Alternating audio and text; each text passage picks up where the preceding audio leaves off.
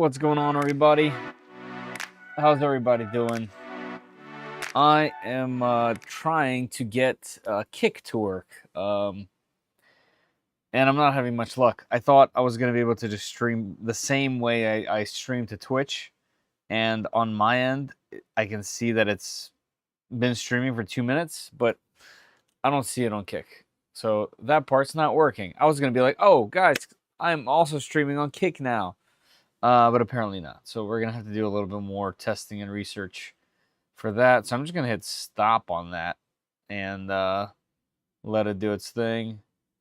Hopefully that doesn't like mess it. Wait, can I just hit start again? Maybe it just needs to do it again. Let's try. Nope. Okay. Yeah, that part doesn't work. All right. I'm going to stop it and not worry about it anymore. Anyway. Kick is still going. Yeah, it's still going. It seems to be pretty popular too. There's not much 3D print related content on there. So I figured why not? If I'm already streaming and this app that I have on OBS lets me stream to it while I'm there, might as well, get more eyes on the channel. But it doesn't matter because it doesn't work. So it's all good.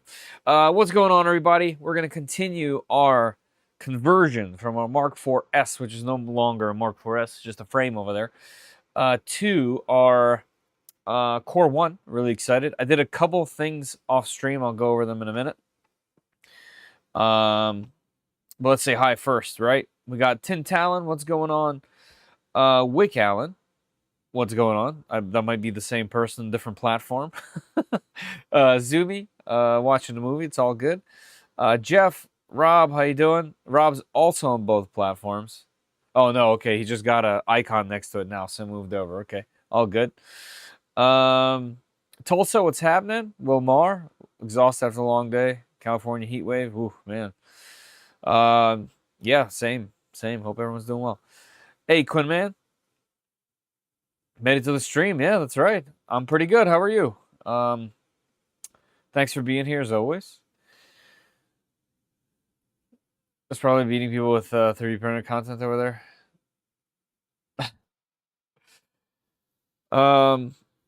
Brian Mitz, thank you for subbing to the channel. Welcome. Yo. What's up, John? How you doing, man?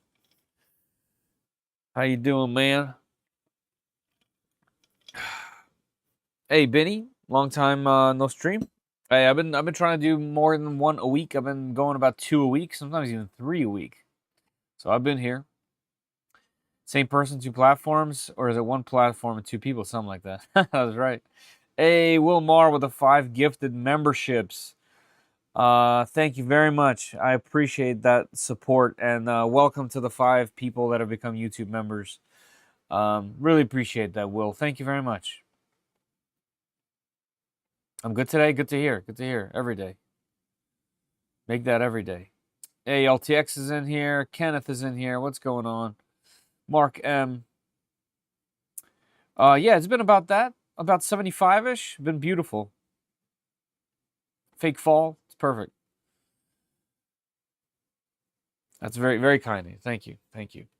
All right, so, man, I'm bummed the Kick's not working. I was really excited. I set it up. Thought it was going to be so cool.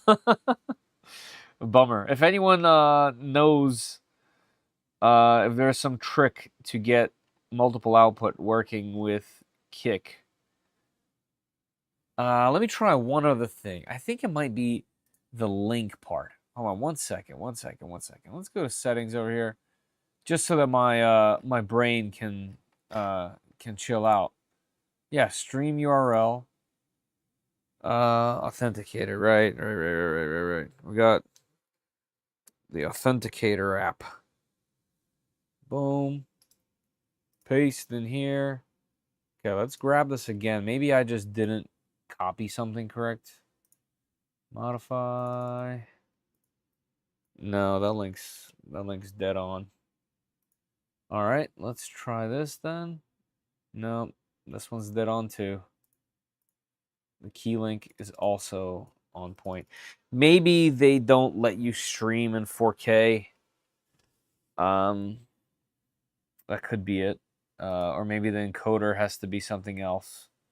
Here, I'll just tell it to get everything from OBS. And let's do a final start. And see. I mean, it does seem to be going. Let's see, let's go to the channel. No, it says I'm offline. Nah, it doesn't work.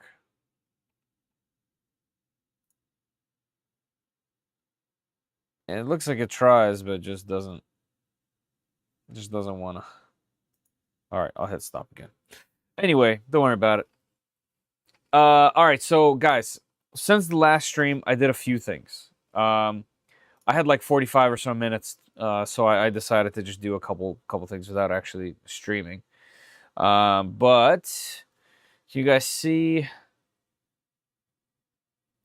it does look very dark over there, doesn't it? Oh, that's because I didn't turn this light on. I'm like, why is it so dark over there? There we go. This will add a little bit of light to the room. Yeah, more than a little bit. And I shouldn't have done that. Let's turn this back. There we go. Okay.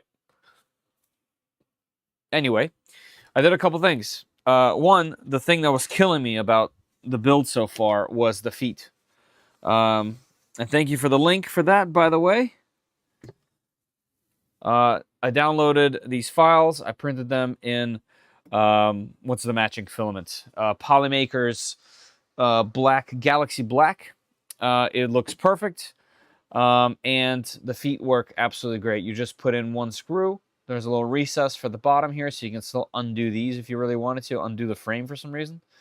And they're perfect. They match the style of the machine. They match literally the paint color of the machine, and they're actually feet that are on there. So there you go. But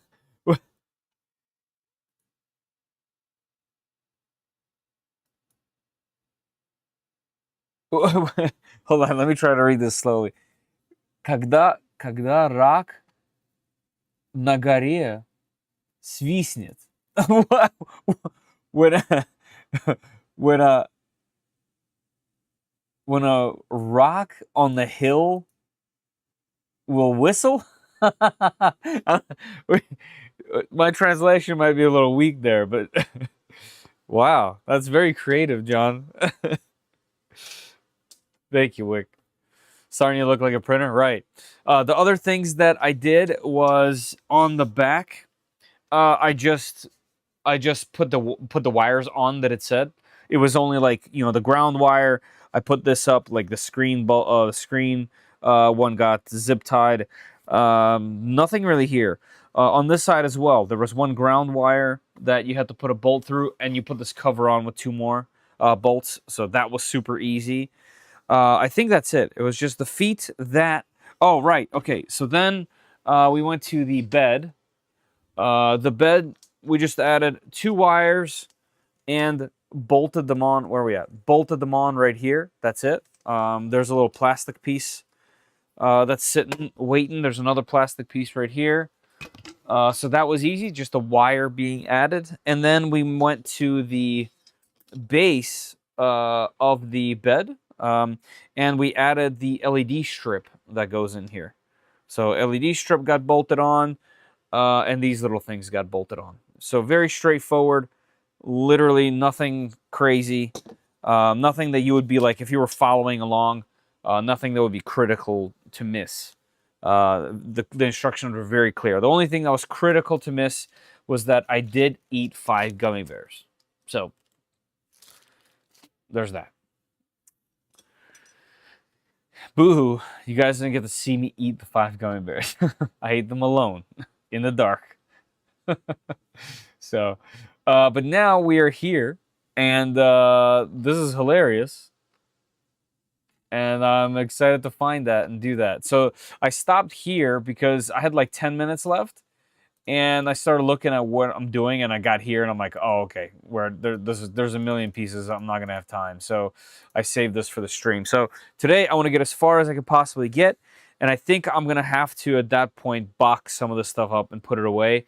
I have a lot on the floor and everywhere around me. And I have a stream with Creality on, I believe, Sunday night. I'll post more on the channel about it. I'll be joining their stream talking about the K2 Pro. So the K2 Pro has to get unboxed and out of there so that, well, I can at least talk about it from experience and not just theoreticals. And also, the end of the month, there's an event here, and I'm going to be joining with this Death Racer that's in a million pieces and not tuned or anything. So I have a lot of work cut out for me. So let's get this going. Let me set up and let's get started, right? Actually, there's no setup. I'm already set up. Let's get going. I think this had to be put aside so that we can start doing our bearings. So let's go ahead and work on that. Music. I need to turn the music on. Bam. Let's go. Hey, Blind Gray Wolf. My Q1 Pro fried its adapter board. When I sent the print job, I smelled electrical burning. Oh, no. Just out of the blue like that? Hey, Sean Don. How you doing? Man, that's... We were just praising everything, right? That's just... Sometimes that's just how the cookie crumbles, I fear. But that seems so out of the blue and irregular.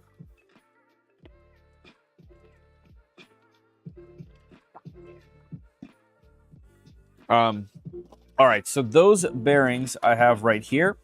Since we're dealing with grease, let me get some paper towel. I grabbed one. I meant to get more. I grabbed one. Perfect. Whatever. We'll make it work. The grease is going to be where? It doesn't tell you, but I remember seeing it right here. All right, this is grease specifically. Yes. Lubricant. Then we need the Prusa lubricant applicator. I'm guessing that's going to be in the printed parts. Looking for orange.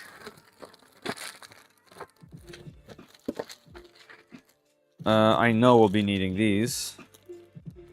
So let's leave that out. Where is the applicator?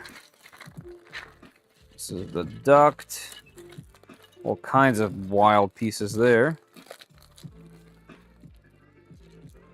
Filament holder. Not sure what that is. This is the gantry. Yep, a bunch of gantry pieces. Don't see it in there. Let's see. This is the screen, some knobs, and some handles. Okay, I don't see it in there. Yeah, Chidi's sending all new parts, and I order spares. Nice. Okay, at least they're covering that. That's great. My Q2 showed up today. Nice, Jeff. Didn't realize that the multi-material was on back order 2 to 3 months. I also did not realize that. That's a bit unfortunate. You're not going to miss it, though. The machine itself is fantastic. The multicolor unit has some weird issues that they're still chasing. Something similar happened to me a while ago. I'm printing ABS a year ago. Man, bummer. All right, I need to find this Prusa applicator somewhere. It's not in those parts. Let's check. Let's check in here.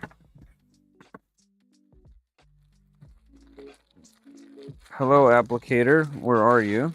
Oh, I think I see it back here. Nope, that's tools. Nope, nothing there.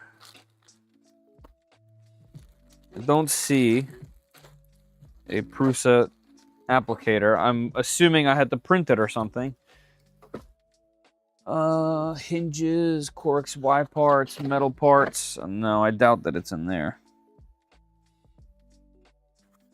Some beautiful parts over here, though. But none of those set parts are applicator parts. Alright, so I guess we're not going to be applicating. At least with an applicator. I think we'll just be shoving some grease in there. Those parts... Let me just peek ahead just real quick. Right here, this. Okay, so we do need this thing, whatever this is. Let's get that out.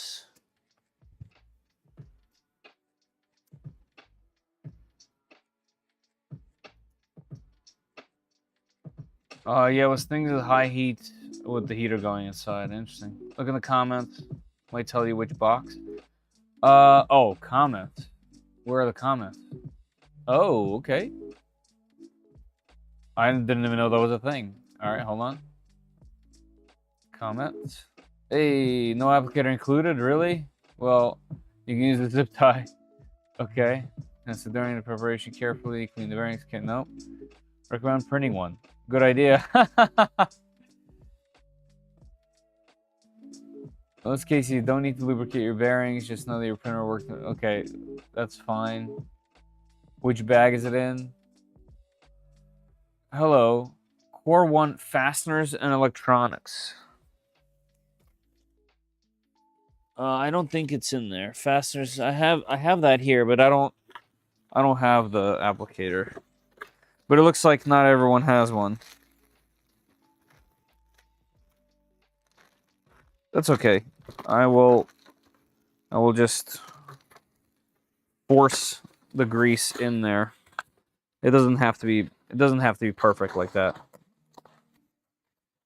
The amount of times I greased these things afterwards and it didn't fine is many.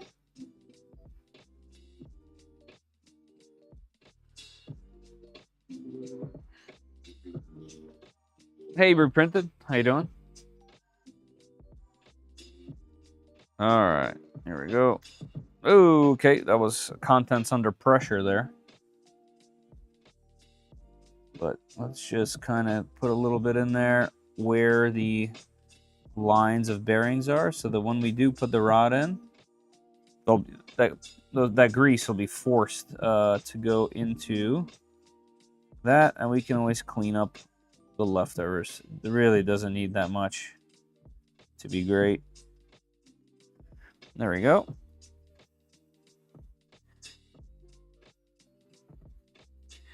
All right, and I'll set that aside over here because I have all of the grease there. Oh, including the previous Prusa one. Oh, well. Now I have 2 open ones. That's okay. All right, so those are ready. Let's go. Yep, that's all good. No worries. All right, for the following steps, please prepare.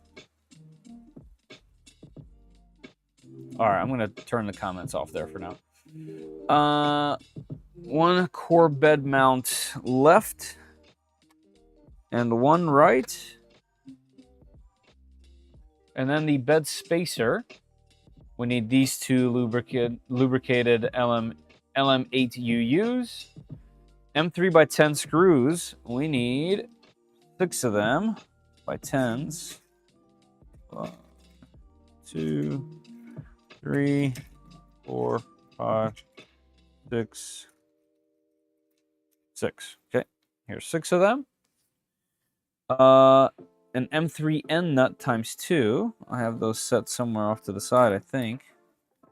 Nope, I have them where? Where'd I put them ends?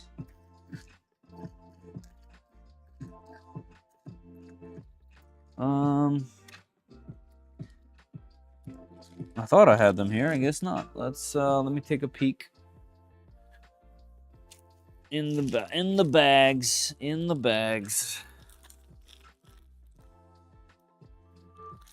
Not this one. Not this one. Right here. M3N nut.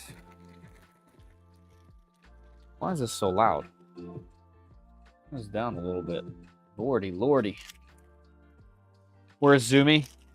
Yeah, Wilmar, she said she was watching a movie and that she was gonna be here after.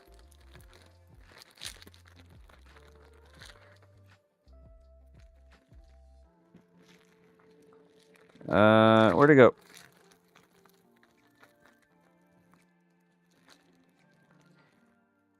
Right here. M3NS. M3N. Another one was what? M3NN times 10? What's going on here?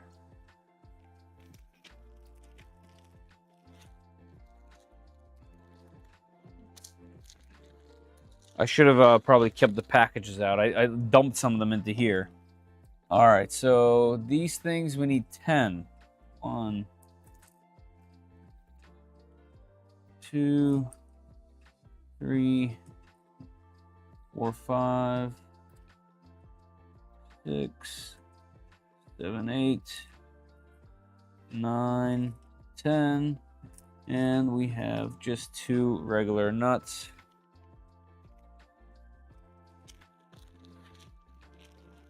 So that should be all that we need for now.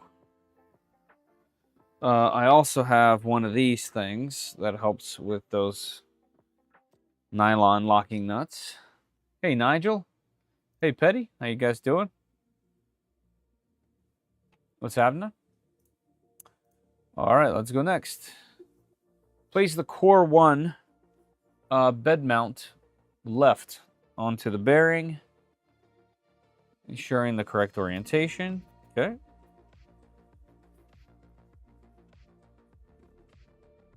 Ooh, there's like a nice little lip there, huh? Actually, is it supposed to stay like that, or am I supposed to get it up there to the lip? Let's say press the part into the bearing, applying more force to ensure it moves all the way down. You'll feel a click indicating the plastic part and the bearing are securely seated. The bearing must be fully enclosed. Okay, that's what I was looking at. Follow the same procedure. Okay, so let's see if I can undo that. Ah, there he goes. Just needs a whole bunch of force and a massive click and an absolutely perfect fit on this part. That's nice. Okay. That's bearing number 1. Let's see what they're going to have us do. Are we finishing this whole thing, or are we doing another one? No, we're going to finish this one. All right, so regular nut goes right here. Actually, I'll have to pull this one from the other side to get it to be seated evenly, it looks like. Tight fit. Oh, there it goes. Just popped in there. All right, you know what, guys? You want to see a closer, I guess, a closer shot of this particular portion? Why not, right? All right, so we got that in there. Position the pairing so that... oh, I was supposed to... Okay. Hold on, let's see what this says. Their diagram? Yes. So we want to position it. I mean, if that's not luck, I don't know what that is.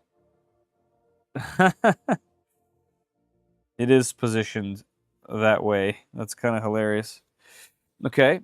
So position it so that it rides on 2 sets of bearings instead of just 1. Okay. Cue the bearing position. Inserting an M3x10 screw and tightening it. Why an M3x10? This seems really long.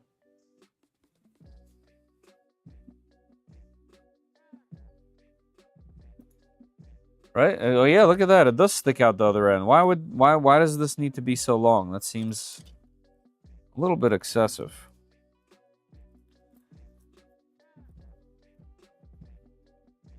All right. So let's tighten it. Doesn't need to be crazy. That ridge is going to hold that bearing in perfectly. Okay. Same procedure on the mount right. Okay. No problem. This one went in just a little bit easier. Let's see. This one we do have to spin. Once again, no big deal.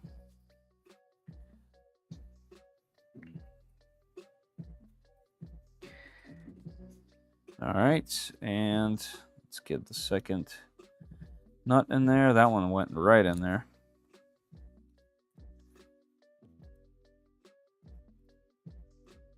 Hey, Maker Viking, what's going on? How you doing? Hey, Martin. What's up? What's up?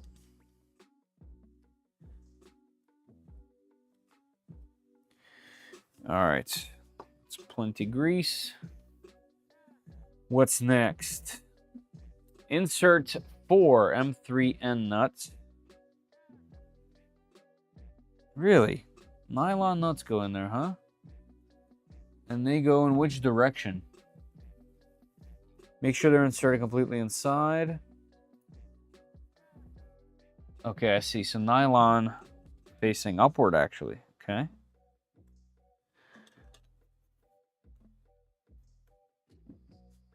Let's use something a little larger. Once again, we'll have to pull that from the inside. Okay. Can I get these sunken in a little bit more? Let's see. Okay, a little bit. A little bit. Okay. All right. That's looking good. I'm assuming we do that with the next one as well. Two here. Same direction, yes. Uno. Dos. Okay, got it. Well, I'm guessing I gotta put these in. And why is there only 3?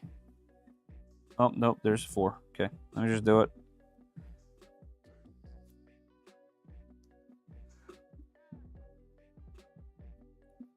Pretty obvious. This needs it all the same. 1, 2, 3, and 4. Okay, these are ready. Ready for prime time. But did the Prusa send you the upgrade kit, or did you purchase? I can't remember if you said it. They sent me this upgrade kit. I've been talking to them forever about the upgrade kit. I basically didn't want, when I started talking to them, I didn't want them to send me the ready machines. I wanted the kits of them. And once I put it to the other machine, I thought it'd be really neat to turn that, like to upgrade it to the next one, to this one. Because I never saw that part of Prusa myself. So I kind of pitched it, and they were like, yeah, sure. You know, not many people are doing the conversion, so they sent it to me.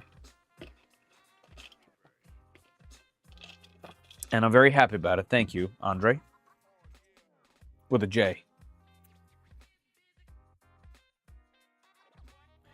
Turn the hotbed carriage. Okay, let's get back over here. I'm going to turn it this way. I am running out of room. Like, seriously. I guess we'll turn it the way that the picture is.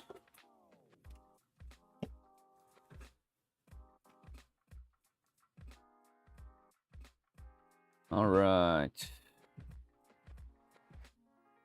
Hey, Madal. Madal.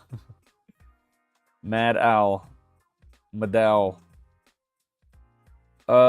Take the core 1 bed mount right part and slide it under the right fork with the bearings on the right. Fix it with 2 M3 screws. Is there a set picture? All right, we need the right side. It's gonna go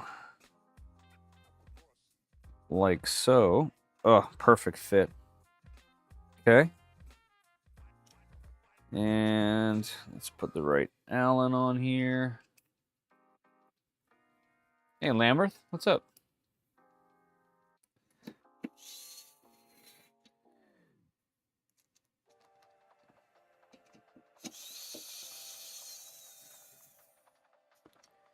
Nice, and nice. Okay. Really surprised by the torque of this Hodo. It's really been fantastic. Also, I still haven't charged it, which I probably should, but I haven't done that yet. All right, we did that. Yes. Did that one. Now we're on the left side. Let's go ahead and do the left. Much of the same.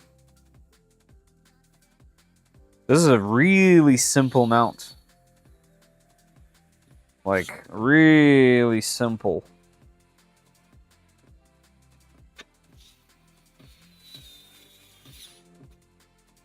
And has like kind of a spring mechanism to it in a way, because there's like a cutout over there on one of the parts.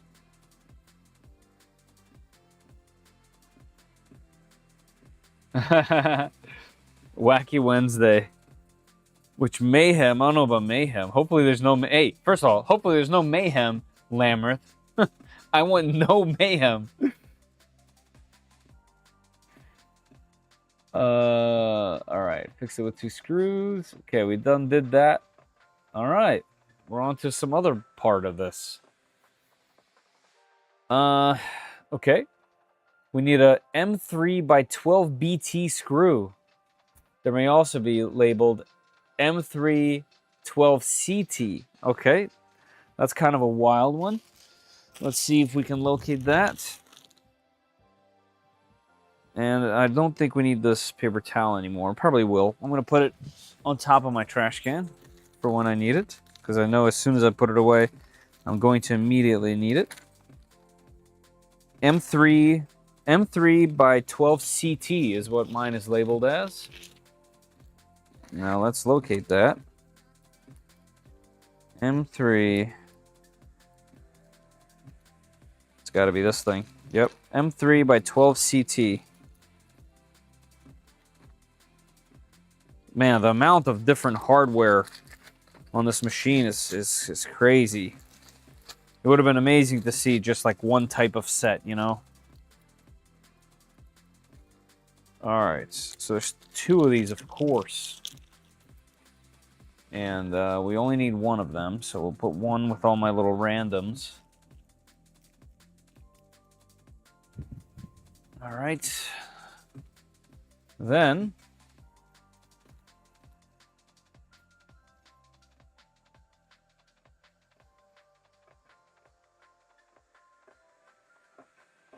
toothaches are the worst. We need a spacer from the disassembled printer. Interesting. Oh, yep. Okay, I see it. We have one. So that'll be like, uh-oh. And then we need M3 by 4 BT screws. Do I have those out already? No. Very interesting. Very interesting choices for hardware. M3 BT could also be labeled as M3 4CT.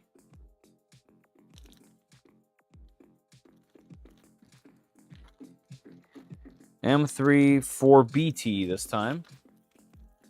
I have them right here. M3 by 4BT. Wow, they are tiny little nubbins with Huh. Look at these little guys. With little Torx. That's what the T is. I need 8 of them.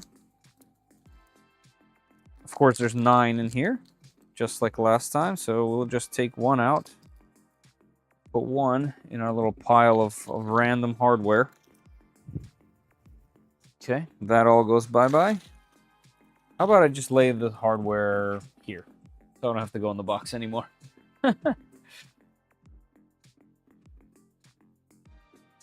Okay, next. Place the spacer onto the hotbed carriage. No problem.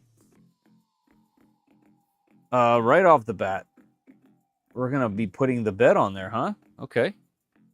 Let's grab that. I do have that prepared. And this is going to go with the wires going back there. Okay. No problem. Do it. Okay. And let's get the general area in the right spot. Where are you? Right there. Okay. And secure it with the M3 12BT screw.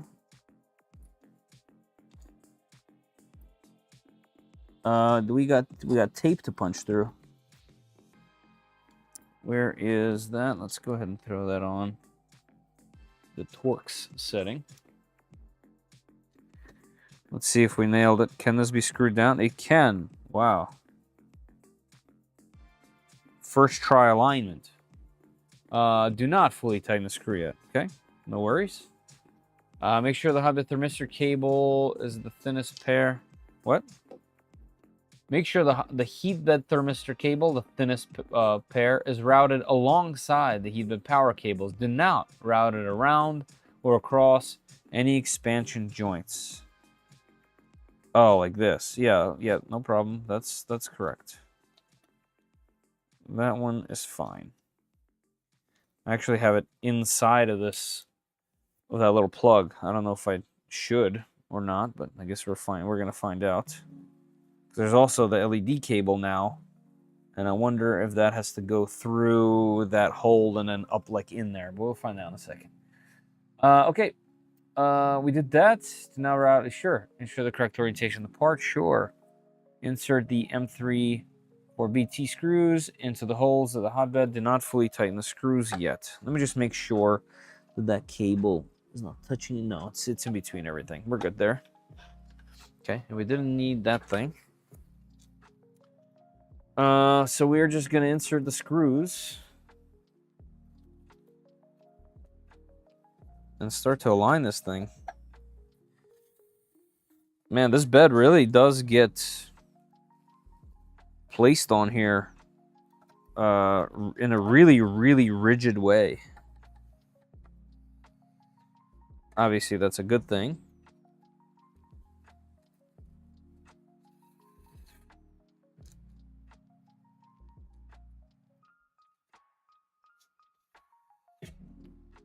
Try not to make these too tight, but the Hodo says otherwise.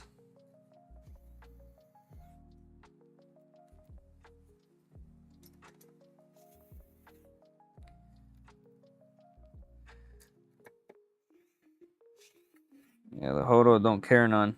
Okay. All right, we done did that.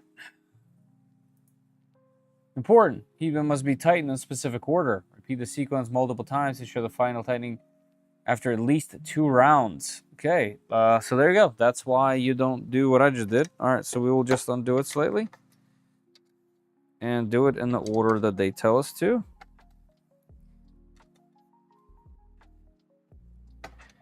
Oh, I just found another feature of the Hodo.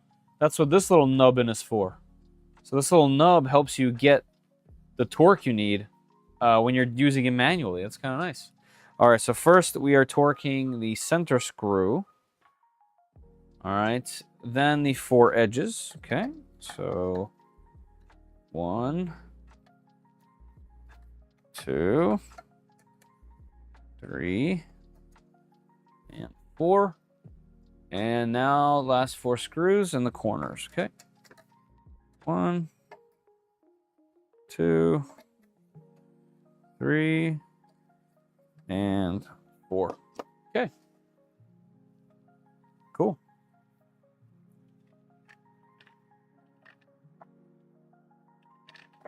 Tighten them gently but firmly. All right. All right, I already took that piece out actually, and we need some M3x10 screws, which we have plenty of. I haven't even opened that bag, by the way. I'm still just pulling from the old screws. All right, so I got that. And we need the textile sleeve found in electronics and chamber parts. Electronics and chamber parts does have a sleeve in it. This is for the bed, I'm guessing.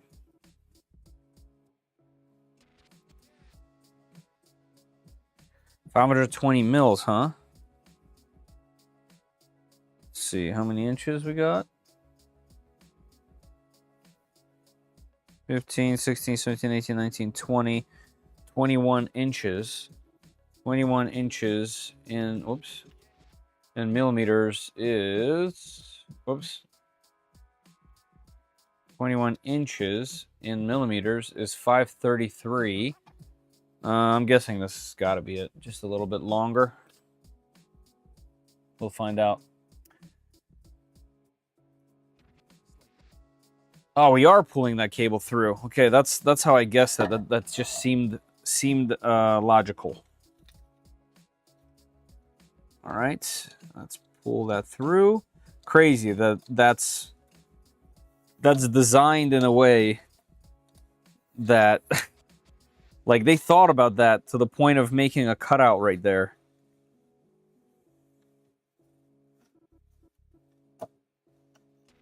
Yeah, not a lot of companies think this far ahead, that's for sure. Route the RGB cable strip through the cable channel, guide the heat power bed through there. All right, so I was on the right track. So that one goes in there. This has to go underneath this cable. So let's see if I can kind of just flex it and push it out. Yep, can. Sure can. Stay underneath. Yep. And then get them all through here. This is a really cool little design piece right here. I like it. Very tidy. All right. Yep. Guiding all that through. I have mine underneath. It's probably wrong, right? Yeah, and this is on so tight. I wonder if I loosen it.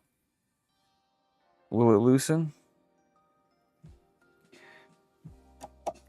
Let's see if I can make that happen. No, just spinning. That's okay. I have a feeling that... Oh, wait. I have a budget. I have a feeling the way I have it is just fine. Maybe not.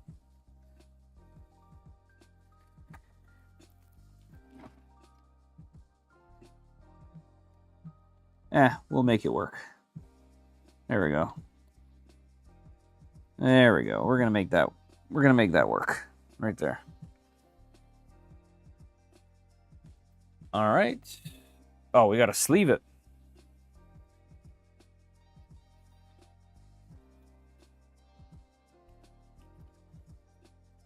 I did really like this part of the Mark IV build. How just neat and tidy the cables were the entire time.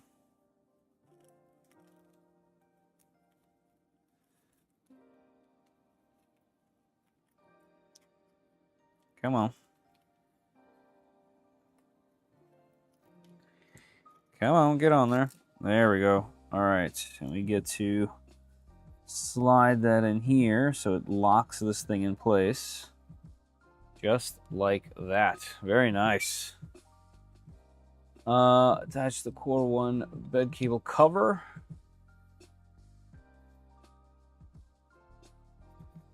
This way? Yes. Clean. Super, super clean.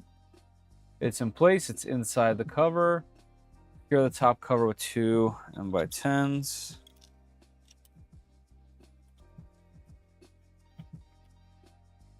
Hey, 3D Medic. How you doing?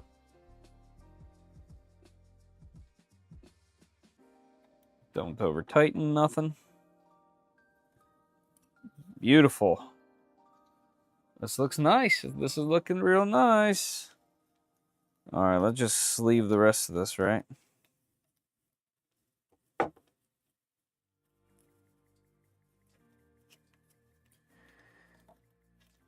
Isn't there a trick with like a wrench? You put the wires through the wrench. You put the eye of the wrench inside. And then the rest is easy peasy. Isn't that how it is? Are we going to have any nylon to put inside of here like the Mark IV? I doubt it. I don't think this needs that kind of thing. But I wouldn't be surprised if they take that level of precaution.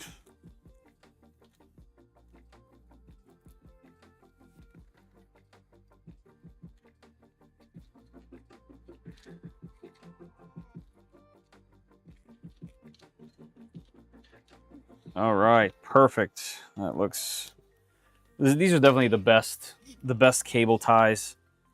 They're the tidiest. They look the best. I need to buy some of those for my Micron tool changer for sure. Hey, thanks for subbing to the channel, Richard. Welcome. Rob the rest. Okay, we did that. And yep, cover it. Cool. Did that. Yep. Okay, we're golden. For the following steps, please prepare trapezoidal nut. 3 of them. Okay. I do recall seeing one of them. That was from the Z drives. This one is right here.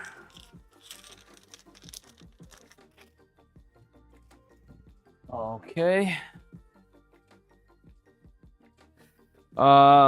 Caleb, I watched the 85X vs Cobra S1 video you posted. Now I'm tempted to buy the S1. Yeah. I have a fun fact about that video. Not that it's by the long shot, not the highest viewed video that I have. That's for sure. But the cool part about that video is the only. I'm gonna jinx it right now. You ready? It's the only video so far that I've uploaded that's not like private that has 100% thumbs up with not a single soul. A bunch of cons in there. I'm surprised that there isn't somebody like an engineer that's bitter or something, you know? The cable wrap is called TechFlex. Is it? Also good to know. Let me open a new tab and write in Amazon. TechFlex? No, that's not it. Is it? Oh, yeah, okay. Yes, it is. Yes, it is. Yeah, that's what I need. That's what I need. And actually, this size is also perfect. Right? Do I need the smaller one? No. Actually, I might need this size. Because the cables on that thing are pretty small. Actually. Either way, I'll have to measure it and figure it out. DigiKey has it? Cool. Everybody go thumbs down now.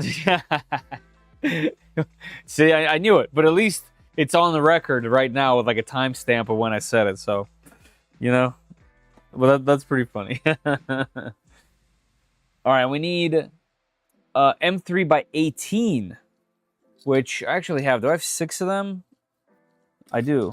1, 2, 3, 4, 5, 6. All right, I have these from the old machine. So we'll just pull those aside. All right, let's go. Take the back of the base assembly and orient the front side towards you. Okay, sweet. I will do that. Here, let's go caddy corner.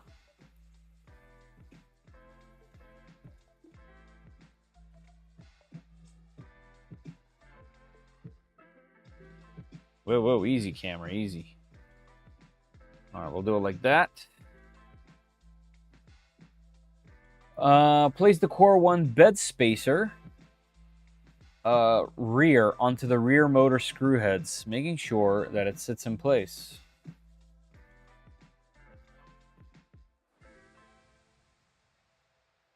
But upwards like that? Place the core 1 bed spacer rear onto the rear motor screw heads, making sure it stays in place. I mean, I'll do it, but seems odd, but okay. No, the orientation of the part holes is shown. The holes must be parallel to the motor. Okay, I understand. Very carefully thread the heat bed assembly onto the threaded rods on the Z motors and gently lay it down on the base. Keep in mind that there is a spacer on the rear motor. Avoid the spacer by the heated hotbed cable. Hotbed cable must run under the heat bed and behind the rear motor.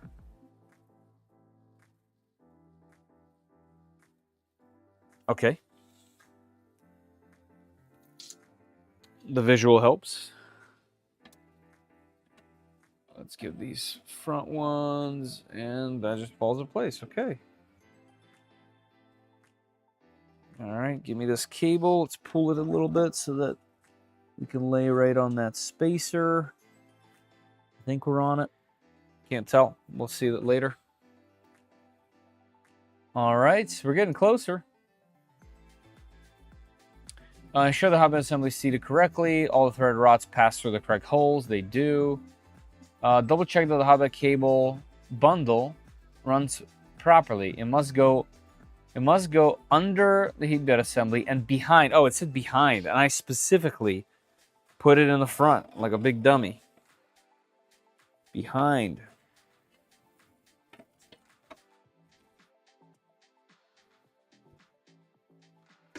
Like that. Like that. Okay, I'm guessing it's going to go through here and through the top over here. That's where I'm guessing it's going.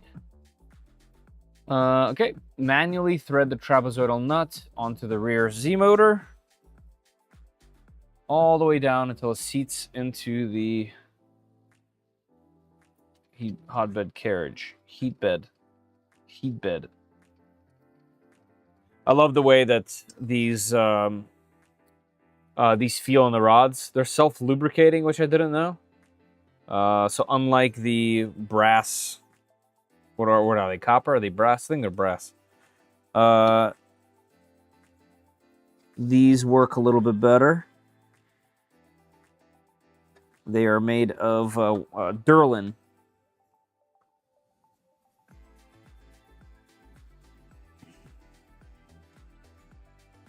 Is that as low as it goes, or what?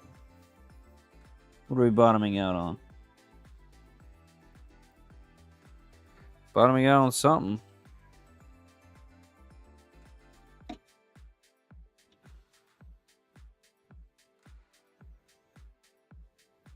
I don't know, but that spacer is not where it's supposed to be anymore. There we go. Maybe that'll be better. Maybe. I don't know what's going on with it now. Oh, yeah, it's completely out of order. All right, let's get that up.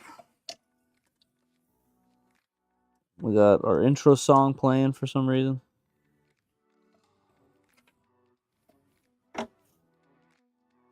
That's going to be a kind of a tricky little piece here. And we got to get screws aligned to go through there. Interesting. There we go. Okay, that went all the way in now. Like that. I realize you guys can't see what I'm doing.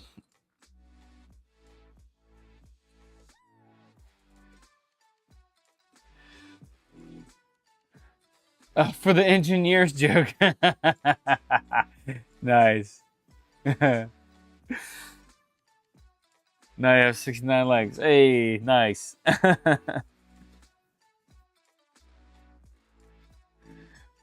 Another CG oil impregnated. Interesting.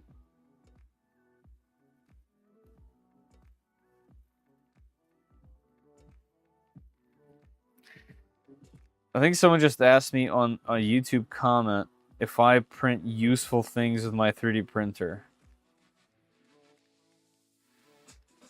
Do you print useful parts with your expensive machines or just fidget toys? Pardon me in this live stream as I reply.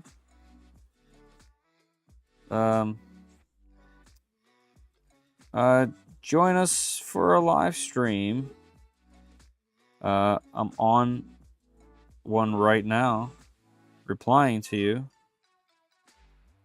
And check out what I do on the channel. Maybe watch a video about some of my projects. Wink. There you go. You know, a lot of people that are in this industry and do this for a living and stuff, they tell me all the time not to reply to everybody. But I still reply to everybody, including all the trolls. Manually did that. Okay, we did the rear, align the holes in the trapezoid nut carriage and bed spacer. Doesn't matter which holes you use in the trapezoid nut. You can push 1.5 millimeter Allen key through the holes to align them. Okay, we'll try that. To secure the trapezoid nut, heat bed carriage and bed spacer rear together with two M3 by 18. Let's see if they are aligned at all. No. Can I get this side aligned? No. Okay. All right. I'll have to lift this up and guide that a little bit, I think.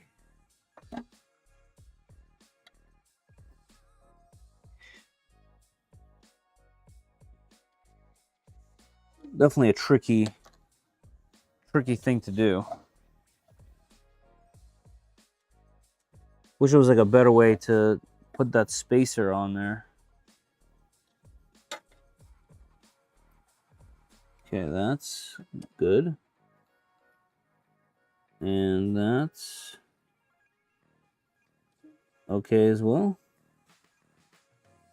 Right there. So if we lower this down, right there, we should be able to get this in there. You can't satisfy everybody. I don't try to satisfy everybody. I just sometimes I'm able to have a genuine conversation with somebody who just like a second ago was like really talking crap. And not that doesn't bring me joy, that's not the right word, but I definitely really like gaining someone's respect, or the potentially gaining someone's respect that just previously, like a few minutes ago, either hated me or thought I was, you know, a joke or whatever it is. I just enjoy that. I think it's cool. It's cool to know that, like, you know, someone, because you don't know people on the internet. You just don't know them. You have no connection. So if you just saw some video I made, you know, printing some Flexi Dragon to show you guys a printer, and you're into, you know, only printing useful things, you're just not going to know the stuff that I do. But that Dragon thing that I printed was not for that specific audience. Like, I have other videos where, you know, I'm modifying something or mounting my bike rack, or, you know what I mean? Like,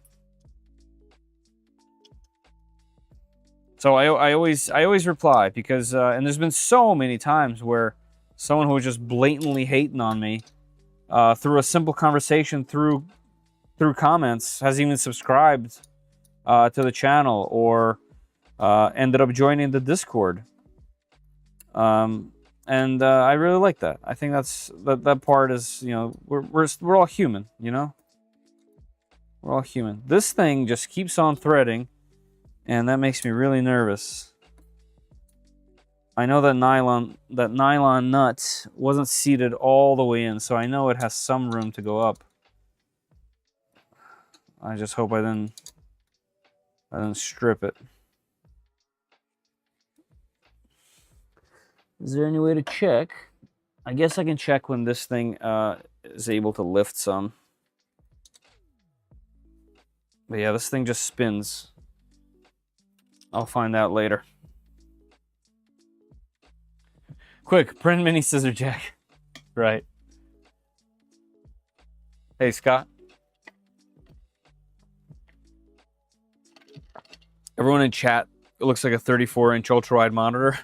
What does that mean, Rob? What does that mean? I did comment on your video, mostly giving you a hard time, but you seem self-aware and introspective, and you're on my respect. That's great. That's what I was just talking about. Scott, thank you. Scott, was that you that I just replied to? Hold on a second. Hold on. Oh, I'm not going to be able to find it now, am I? Oh, it was. Okay, Scott. I was just talking about this exactly. First of all, thank you for actually coming in here and then checking it out. I think that's cool. But it's just what I was just mentioning. You know, I get this part a lot. Like I said, I have a bunch of friends that do this as well professionally, you know, for a living. I don't. It's just a hobby for me, and I just enjoy doing it on my free time. But yeah. You know, I really enjoy replying to all comments, negative, not negative. I think that people, you know, see a short for a few seconds and they draw their own conclusions, and sometimes they're compelled to say stuff, and I like to reply to them and add a little bit of context. And I know not everyone agrees with me on that, but there you go. This is what I was talking about. You coming in here is exactly why I do it. I think that's great. But yes, I do print all sorts of things. I'm surrounded by 3D prints, both Flexi Dragon-y, but also very useful. My tools are all held with, literally, my desk, my monitors, everything. I'm surrounded by custom 3D printers, all kinds of stuff. So yeah, we do use our 3D printers to the max here. I have a 3D printed myself. I guess that's not very useful, but hey, it holds my merch. So Even that thing has a use, you know? Yeah, I'm not saying I'm always right, but it's not by a long shot. But I definitely enjoy talking to folks. Does the K2 Plus with CFS work in Orca Slicer? It does. If you, I think it does. I think it does. But I believe it works better with Orca Slicer if you root the firmware. Surrounded by plastic. I am thoroughly surrounded by plastic. There's a line from a great movie that describes anonymity, English, second language. I'm not even saying that word on the internet. I know that word though. So people just want to watch the world burn. Hey, yeah, that's true. I was giving you a hard time because Flexi Slab cheapens 3D printing as a whole. It does. I can see that. It does. Although, just to say fun stuff, it did help bring 3D printing to the main stage, if you know what I mean. Like, they're so compelling. I can give you an example. So sometimes friends bring their kids over down here, or I have friends or family that come down that see my studio for the first time that didn't even know that I do anything 3D printing. And, you know, they kind of come down here and it's a little bit of a shock, right? Like, to realize all of this and this little nook of stuff. And I guarantee you, I would talk about a fully built, like, Voron, you know, 3D printed parts, all this stuff. They're like, wow, that's incredible. And then I will hand them a Flexi Dragon and their minds are blown. That's the part that gets them. You know what I mean? So, in fact, that's why I print that type of stuff and keep that stuff on hand. I have some boxes around, too, with parts. Whenever people like that come over, or kids come over, like nieces, nephews, whatever it might be, giving them one of those things brings them so much joy. You know, so that's why I keep them around. Do you actually do this full time? Oh, do actually do this full time, but I'm getting out of the industry. I've generated 800K in 5 years 3D printing and making silicone molds. Scott, that's really, really impressive. Why are you getting out of the industry, I wonder? Printers have become very accessible and cheap, and everyone undercuts each other. That's 100% true. No one takes it seriously. They think 3D printing is cheap, and thus printing services should be cheap. That's 100% factual. I've done some work with a CNC milling company, and they needed some like prototype things made. I feel like that's one of the only industries that takes 3D printing seriously, because they don't want to spend the metal or the tooling required to make a part for a test fit or whatever it might be, just to test an idea. And 3D printing for that type of industry is a no-brainer. But yeah, I know exactly what you mean. Like on the consumer side, you are 100% right. 100% right. The print bat cave. That's right. Yeah, they come down here down the stairs as it gets darker and smells weirder because all the ABS. And yeah, it's definitely an experience. All right, align the holes in the travel zone, nut, carriage, bed spacer. Doesn't matter which holes you use. All right, we did that. That's the rear. I'll figure out what happened with that one thread. All right, now we're doing the left. He has a giveaway happening right now. Just click the pinned comment. That's true, Scott, and anyone else that's here hanging out. If you guys are going to stay towards the end, these live streams are sponsored by Polymaker in the sense that they give away some filament at the end of my streams. There's a pinned comment both on Twitch and YouTube. And if you go there, it takes you to a gleam.io link. And if you fill that out, at the end of the stream, you must be present to claim the prize. I will give away some filament. And I say some filament because more than one spool, if you catch a sale, they essentially give you a credit onto their website, so you can use it however you want. So, a vendor we just used for build 3D printed turbine. First test of the design. Nice. Yep, exactly. My printers are in my closet. No problem. This place is pretty much as big as a closet. So, sad part is the metal version they made did not fit together though. Oh, that's a bummer. Hey, thanks for subscribing to the channel, Scott. I'm glad you came, stopped by, and thought there was some value in it. And hopefully you can find some of my videos, if not entertaining, then at least useful to some degree. My company used 3DS systems for over a decade. It cost 2 engineering salaries to maintain. Now we're down to an IDEX with almost no maintenance and hell of a lot faster. Yeah, yep. All right, you got my sub. I'll be back. Good stuff. Appreciate you, Scott. Thanks, man. All right, I got those on there. Scripted. Which part, Michael? Scripted. That's just like when I draw names for the giveaway.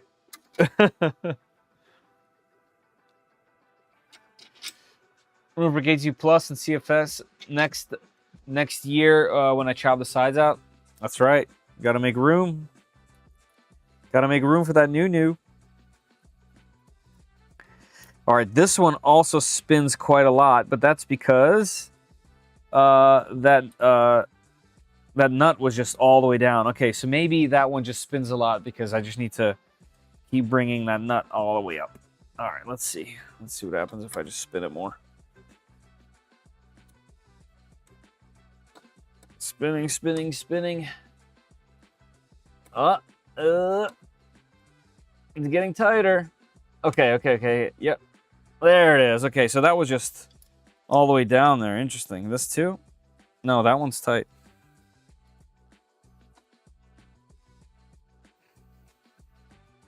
All right, this one doesn't want to get tight for whatever reason. What about this side? This side's good. The K2 Plus is a big boy. I'm excited to check out the K2 Pro. 300 by 300 just seems a little bit more reasonable for a lot of folks. And I think it'll be a really fun printer to compare to my modded K1 Max. I think that'll be fun. All right, so those are attached. Exciting. Yep, we did that. We did this. Next, locate the grommet hole at the top right of the rear assembly and push the heat bed cables through it in the following order. All right, so that's the one with the grommet. I was correct there.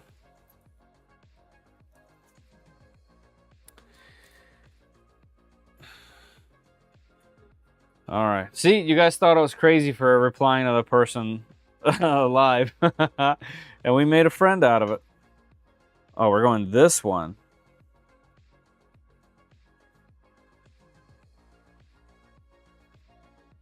Let's get that in there.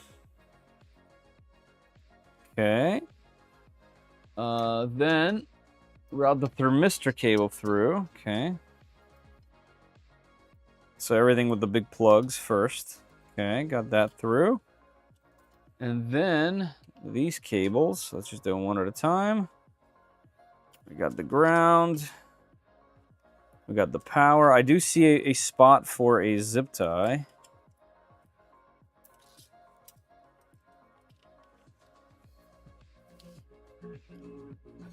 Oh, Michael, yeah, that was funny. That really was funny.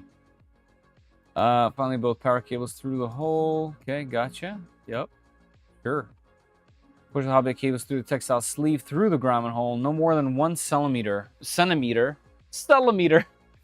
A textile sleeve should protrude out the back. All right, so right there, just a tiny bit. All right, let's see if it's gonna have a zip tie. It is. Zip tie, and we need 2 terminal screws. Did you see their Artillery M1 Pro? It doesn't right now, but in the future, it's gonna have a multicolor system. I did, and I do, and I messaged them and had a conversation, and they said that they won't be able to get me. I think it was them that said this. They said they're not gonna be able to get me on the first wave, but maybe on the second one. So.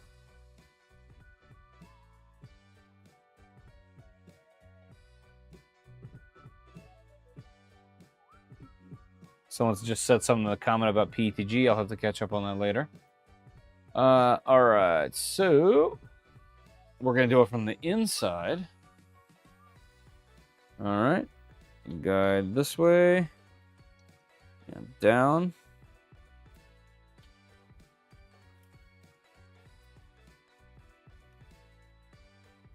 I guess we know why there's a grommet there now. Very aggressive 90-degree turn. And underneath of that, okay, sure. Pull this through.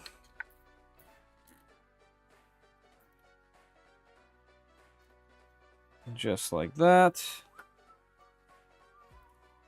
Nice and neat. I like that. That's a cool little thing right there. Tighten firmly and cut. No problem. Looking forward to your Q2 review. The YouTube shorts are teasers. They are teasers. So I'll be completely honest about the Q2. I've had it for a little while, and I've been really hesitant because of the Chitty box issues. And when I first unboxed it, the Chitty box hesitated and had all kinds of problems. They gave me a firmware update the next day. I did the firmware update. Almost all those problems went away. And since then, for about a week or so, maybe a little bit longer than a week, they've been trying to help me find out why I have inconsistent issues with color switching. I tried all kinds of different spools, all kinds of different filament. It's not working. They're telling me that they've never seen other people have this issue. So it's unfortunate. Still trying to figure out what the deal is. I'm still testing it. But so far, everything I've done in a single color has been amazing. I know the printer is really nice. I don't know anything about the electronics yet. I haven't looked at the electronics. I haven't tested them. I don't know if anything heats funky like on other machines. None of that stuff. But just having it and printing it, it's a really, really nice machine. I love the little features that they added. They didn't just copy everything from someone else. There's like a bunch of little things that are their own and added, which are very nice. One of my favorite things is the sliding glass. Okay? And now the box does work. Like I have several things that are printed in multicolor that weren't a problem. But I also have a bunch of things that are printed that have issues. And they're mostly color switching related. So whatever it is, I asked, the last thing I asked them was for them to send me a G-code file. That's not something I sliced with my things. I sent them, send them the files. Like, hey, you guys slice this and send it to me, and I'm gonna hit print, and we'll see how that goes. That's the last one. But I'm printing on it every single day. Just printing things so that when I show it to you in a video, it's not just bare, But yeah, that's the review so far. The printer, really great. I'm super happy with it. Easy to recommend. Box, they have some things to work out. It doesn't seem physical. It seems like it's a firmware thing. But they're also assuring me that I'm the only one that's having these issues.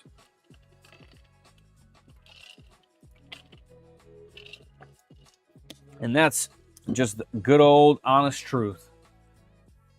All right, route the RGB LED strip through the left hole of the X-Buddy box and reconnect it. All right, let's turn this thing so you guys can see as well.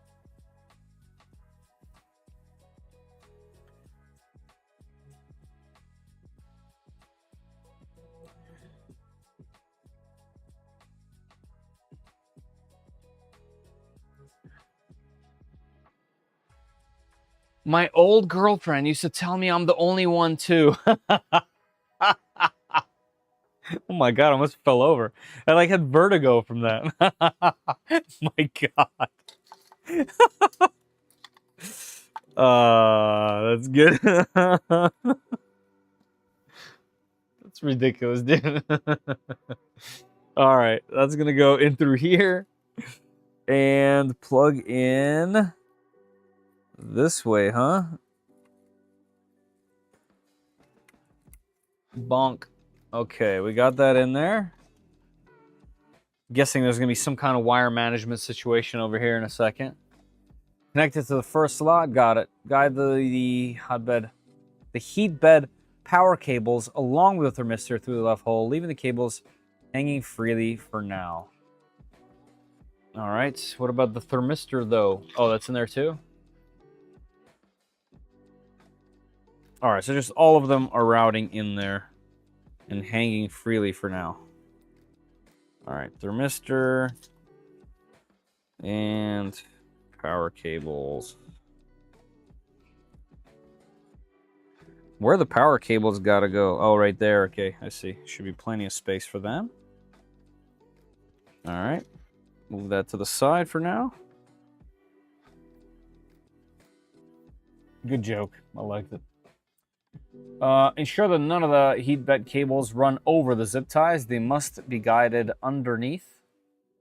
Sure. Using the 632 terminal screw, connect black power cable to the left terminal. Okay. Let's get these things going underneath. Like this. And like this. The black one goes... Let me take these. Actually, you know what? I'm just going to reuse these. I used new ones on the ones at the bottom, but these are perfectly fine. There's no need.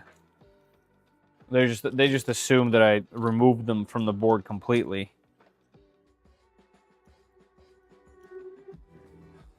All right, so let's bring this up. Bring this up right there. Black on the left, which leaves red on the right.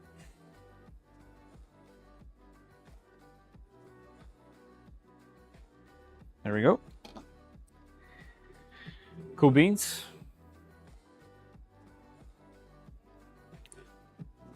Plug the heat bed thermistor connector to the connector next to the power terminals. Okay. No problem.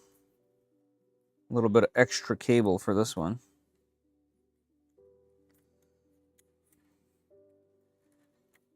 Wonder where we'll have to zip tie that. And definitely some extra up there. Okay. Got them. Hey, look at this. We get 6 of them now. Aren't you guys happy for me? We get some gummy bears. 1, 2, 3, 4, 5, and 6. Nice. All right, for whatever's coming next, we're going to need some new tools. And by new tools, I mean it's exactly the same tools. I like that these are like in chapters, you know? Rod holders. Okay, so we're still not doing the rest of the cable management, huh? Okay.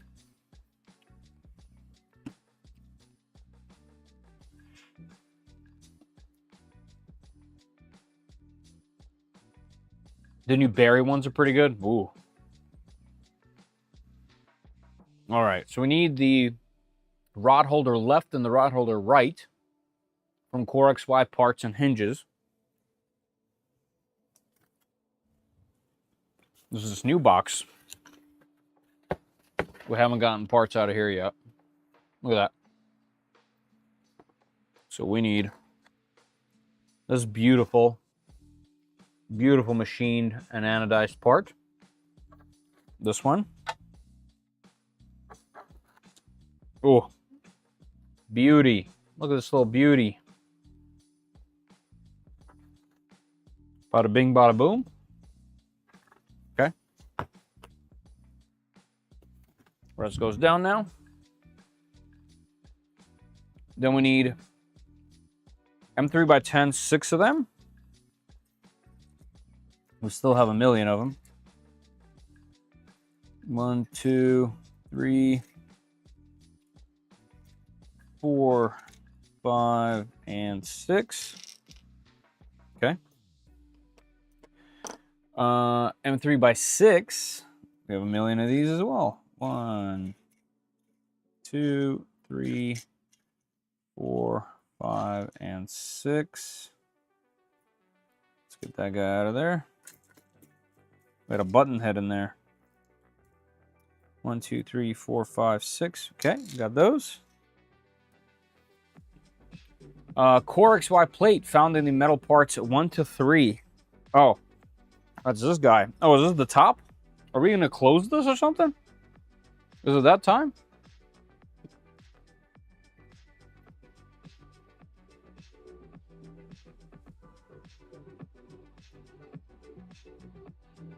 Hey, Joseph. Oh, you have a lot more wires around back there? Yeah, I figured.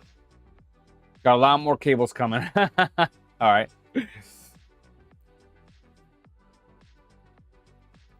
We got a follower goal net. Oh, yeah? On Twitch? How do I know?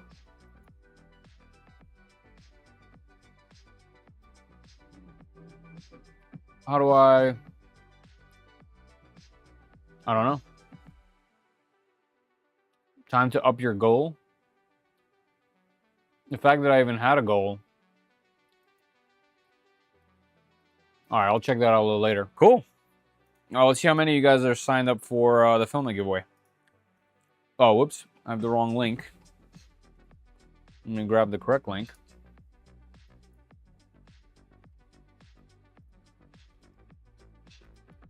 40 entries already. Look at that. There's about an hour left, just so you guys know. 3dprintsos.com. 3dprintsos.com.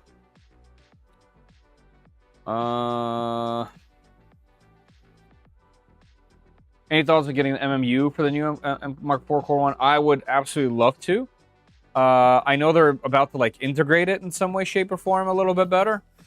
I also saw that there's a really simple modification for the Creality SpaceX, SpaceBy X4 that adds a rewinder to the center, and then you can use the MMU without any kind of weird buffers. So that would be a good candidate. But yes, to answer your question, yes, I would love to do an MMU.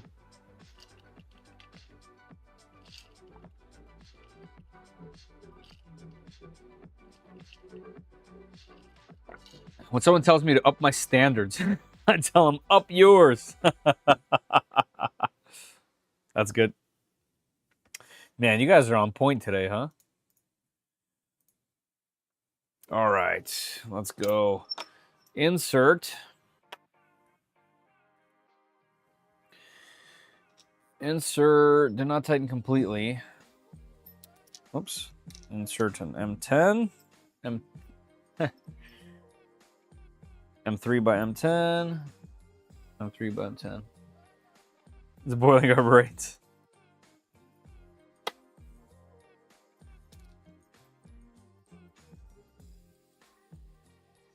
Man, I love CNC bits, guys. I love it. Look at that. Bam, bam, bam. So nice. Maybe I should have said yes to the Caverna Air, whatever it's called. I know a lot of other folks have.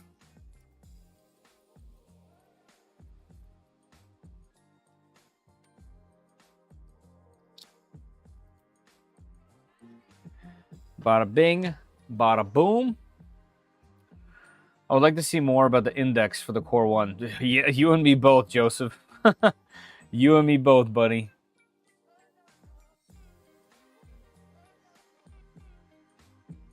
All right, we did that. Should be good there. Okay, we're going to place this.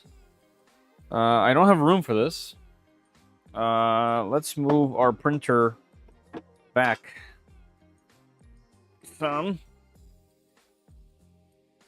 All right, this needs to go up like that. This is on the right, it says. Hey, One Raz. All right, like this. These things.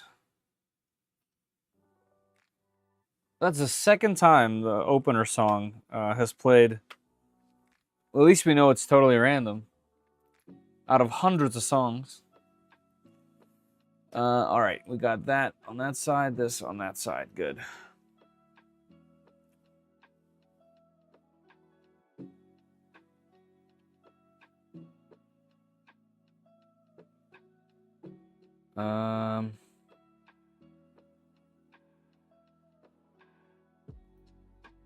Okay. Next one. This goes where?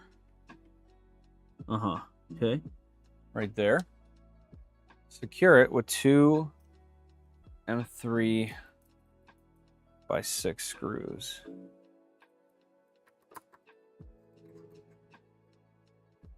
Beautiful fit. This one's going to be a little bit harder. Looks like I'll have to place it in there with some tweezers. By the way, guys, little tweezer trick if you ever need to put hardware in like this. So instead of trying to grab the outside of this thing, I squeeze them. I put this into the Allen key head and I let them go. And that pressure holds this like that so that you can get it down like I'm putting it like inside of this tiny little hole here. And then you squeeze and it leaves the hardware in there. So just as a little pro tip. Hey, thanks for subbing, Holitio. Holitio. Holitio. Holitio. Thanks for subbing, man. This one as well, huh? Okay. You know what? I'll throw the hardware in there now. See if I can get it in there. Nope. Nope. Let's do my own trick. Yep. All right. My own trick. So take it, squeeze the tweezers, put them inside, let them go. And then got to get it all the way into there. So we just drop it in, squeeze, out, good to go. Here, I'll do the same thing right here. Put that in there, squeeze, good to go. Put this right here where it needs to be. Tighten. And tighten. Yes, you named it correctly. All right, good, good, good, good. I cannot stay for the giveaway. I signed up twice. If I win, give it to somebody else. Well, Caleb, if you're not here, I'll have to give it to someone else anyway.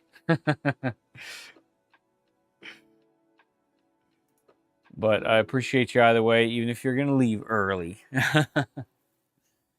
For next steps, please prepare. Oh, wait, this didn't tell me to put it away for a little while. I missed that. All right, so we're preparing something totally different. What about these guys? We don't get to put those on. All right, let me rest this somewhere over here and out of the way for now. There we go.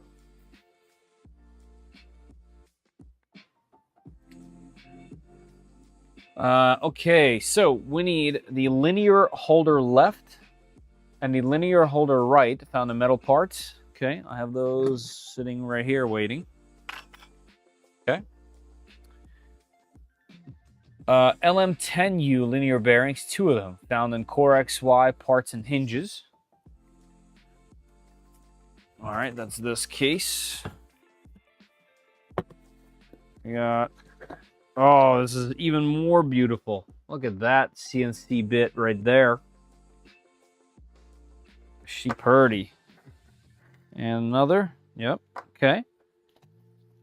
We need a G2 by 20 idler, 4 of them, found in electronics and fasteners.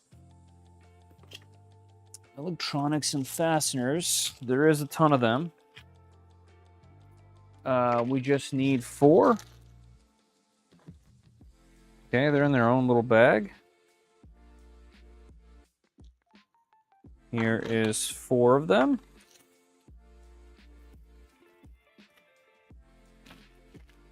We need the M3 by 8 RT. M3 by 8. I have 4 RT. That means I didn't get those out yet. All right. All my hardware is up here. I see them right there. I bet that's it. Was that right? M3 by 8 RT. I was correct. And we need 8 of them. 1, 2, 3, 4, 5, 6, 7, 8. We're going to dump the rest in the 8 millimeters, and I'll know that the black ones are T. All right, and then we also need M3 by 18. I still have a bunch of them. Oh, 10. I probably don't have 10 in here. Let's see how many I have from the old set. 1, 2, 3, 4, 5, 6, 7, 8, 9. Come on. 9. All right. M3 by 18. M3 by 18. Those are in here. M3 by 18. There's a lot of them, but I've been using a lot, so that makes sense. Here, let's get one out. Right there. Flip those into our little box. This goes trash. Hardware, back up. Okay. Let's see. Hey, Waylo.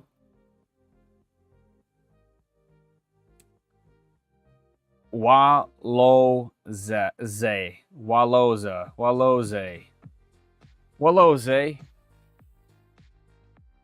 Let me just take a second to butcher your name. But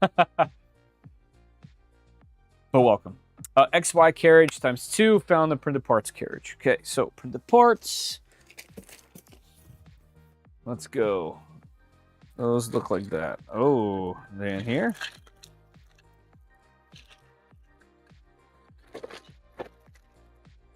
Okay, they're not there. Not these. Not that. Okay, so they gotta be in here. Oh, I see them. Here's 1, here's 2. Pretty little pieces there. A little bit of VFA all over the place on these. But that's them, right? Yes. Okay.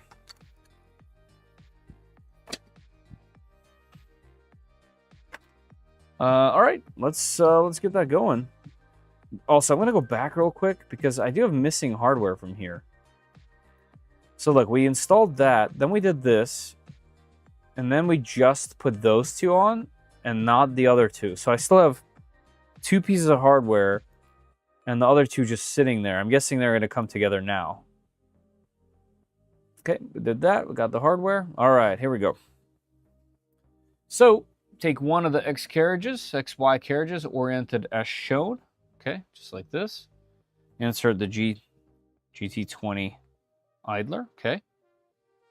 Push one of the screws inside. Let's see. I cannot push through, so we will power it through. There it goes.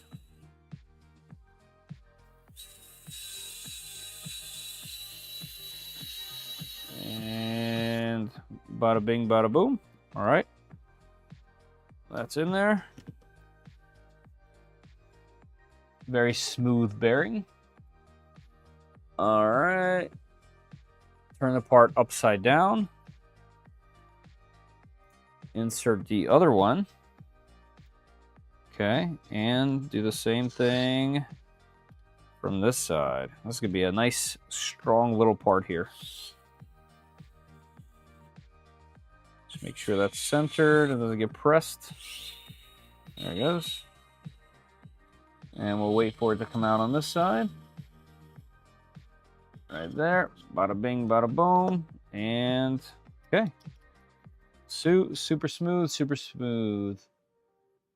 Tighten completely down. Repeat on the second one. Gotcha. Let's take care of business.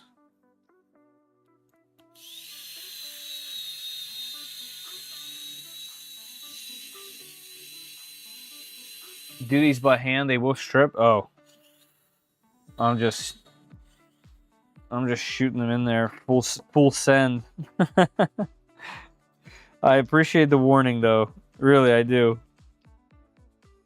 Rip. That Hawaiian kind of sounds like, yeah, that's kind of what I thought. My name must be hard. You could say Waloa. Oh, okay. I mean, my name's Fetter, so.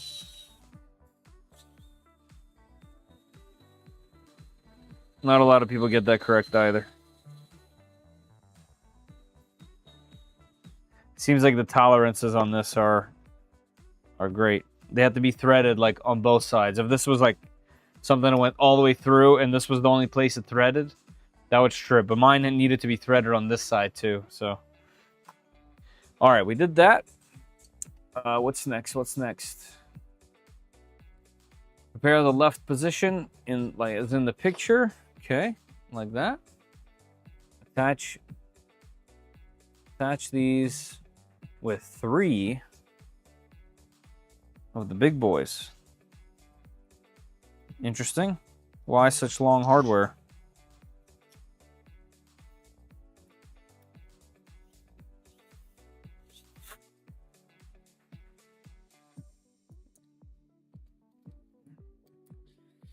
Kind of curious on that.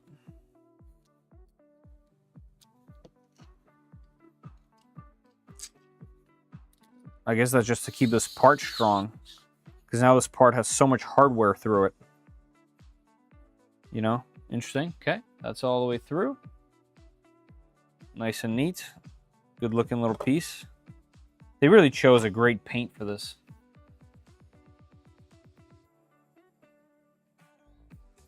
Oh, okay. Well, here, let me install this one. This way. Unless it's different. Let me see. It is different. This is going like this. You guys like it when I go out of order?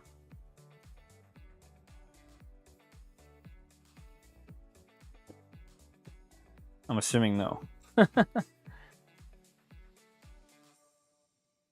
Ah, Chinese. Okay, cool.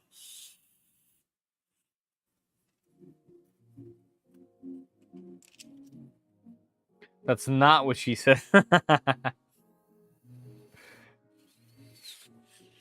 I'm impressed. They did not strip. Yes, they did not strip. They are very tight, actually. And I have it on the high stroke. Did I do this wrong? I did this wrong, didn't I? Wait. I did it wrong. Hold up. I done did it wrong. So this one was supposed to get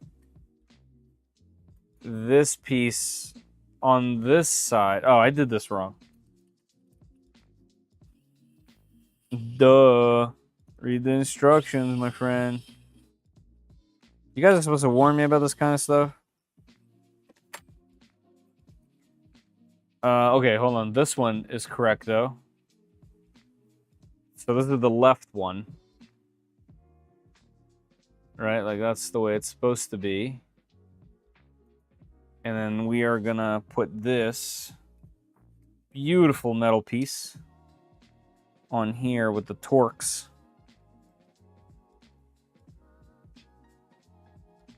Let's see how that works.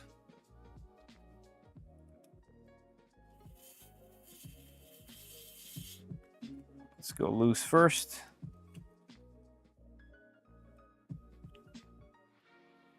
Perfect fit. Perfect fit.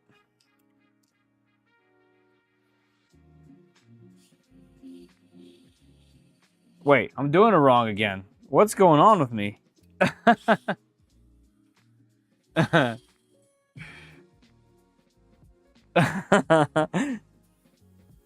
Man. I did one backwards too. I'm doing all of them backwards now. Alright, hold up.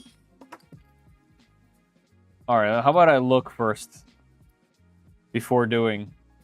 Alright, this is going to go this way, like that. And that's exactly how they have it in the photo. Yay!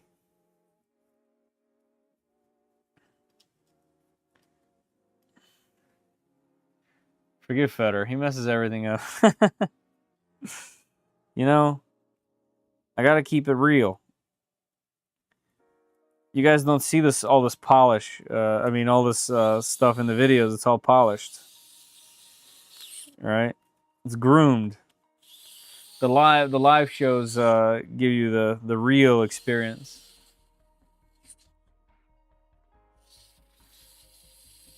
Hey, Zumi, what were you watching? Anything good? All right, now that's what it's supposed to look like. It's not backwards. Okay, that's one. Now the second one, this way. He usually does not fail this bad. I don't know, I've failed pretty bad before. This thing goes on here.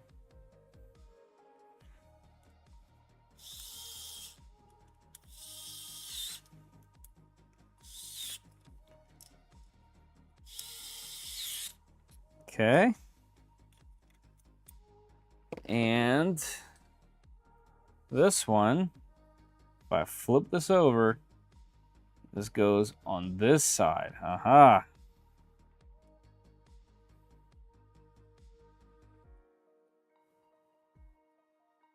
What'd you miss? Nothing. We're just building some stuff. You know, we put the bed on the machine, did some more wiring, putting together some cool little parts.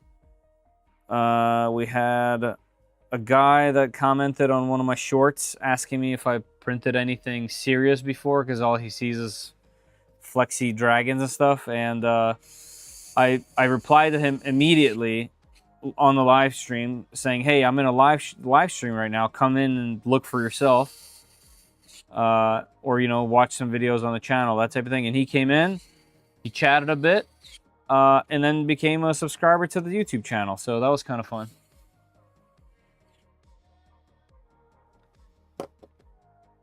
All right. That is looking how it's supposed to. That's good. What's next? Aha. We're going back to this. All right. So, okay. Position the core XY plate shown in the picture. Slightly lift the core XY plate from the plate's inner side, loosely attach the linear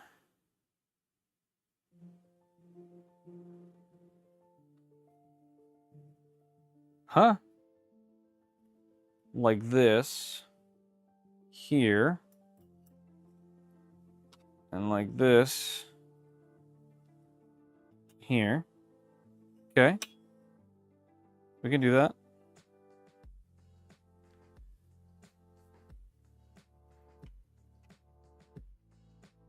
Nice. Sounds like a good movie. The linear holders are now only loosely seated.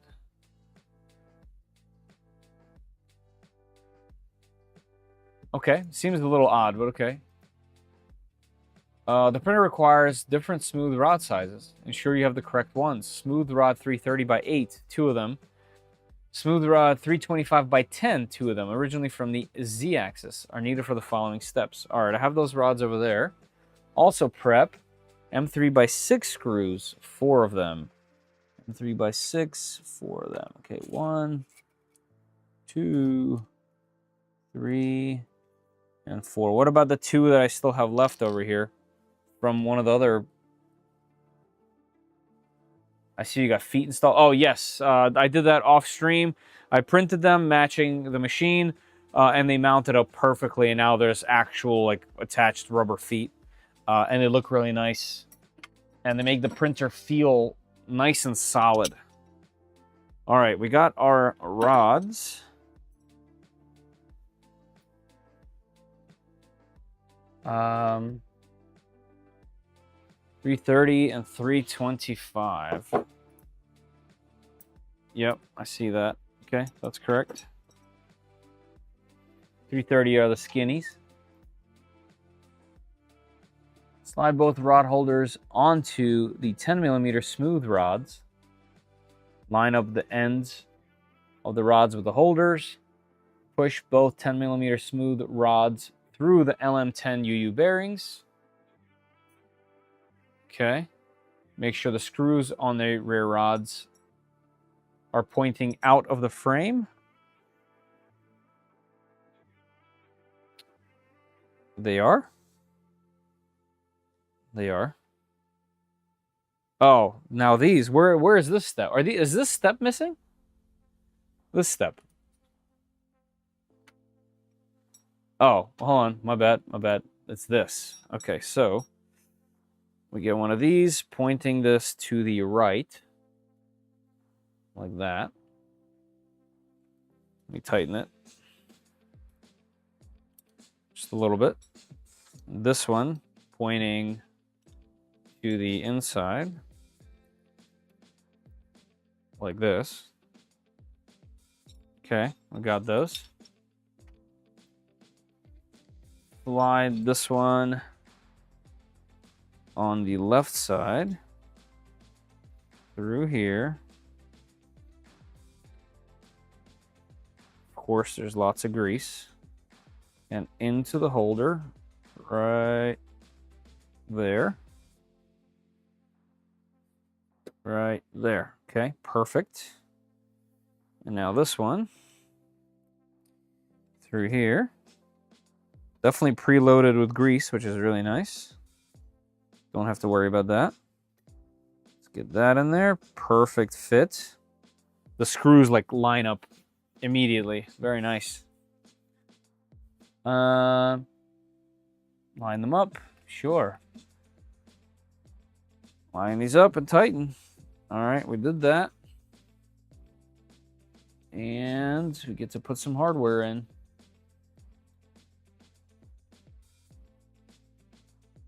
Fix with 2 M3 6 screws.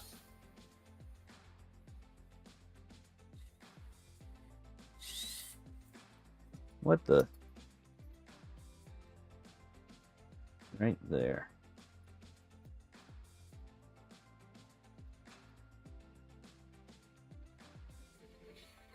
There we go.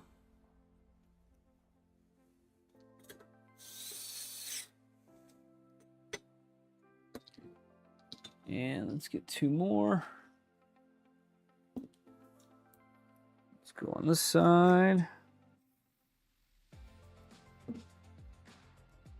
1,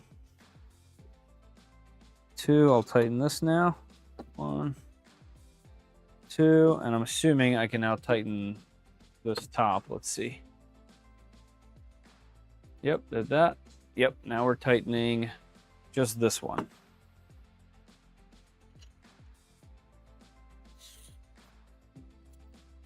Okay. And this one. Got it. All right, those should be rocking. Very nice.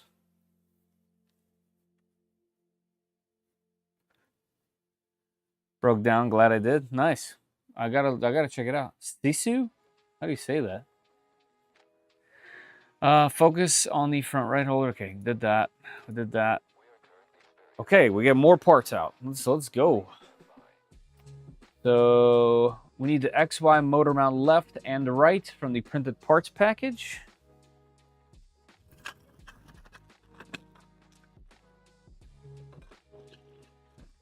Hopefully, we have about 40 minutes left before the giveaway, at least. Hopefully, I'll do probably a little bit longer than that. Hopefully, we can get this major part on there, because like I said, after this, I gotta get this all off the table and all these boxes away, you know.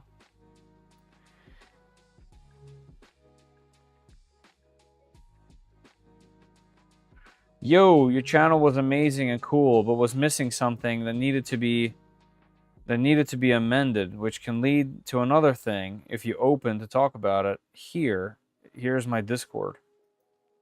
Okay, GGOG. Geog. I'm just butchering everyone's names. I don't know what you mean. Something to be amended? What do you mean? You can talk about it here while I'm building, and you can always jump in Discord. I'm on Discord.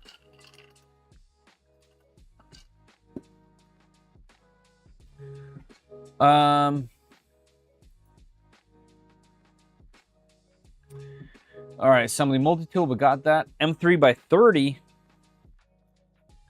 I have those out. Look at that. How many do I need? Oh, Well, I need 2 of those.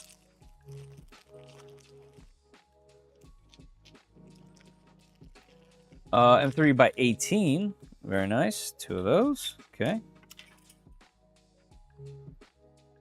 Spacer 3.2 by 6.2. 2 of those. Found an electronics and fasteners package. That wouldn't be there. That might be here.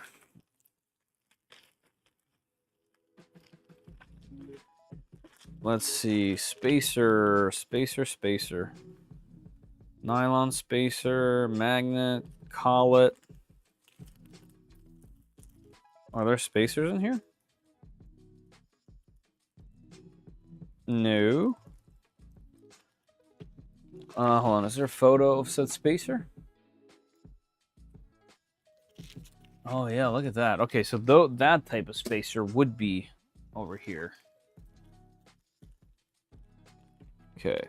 Washers, nuts. It wouldn't be there. Screw. Power terminal. Nope. Not there.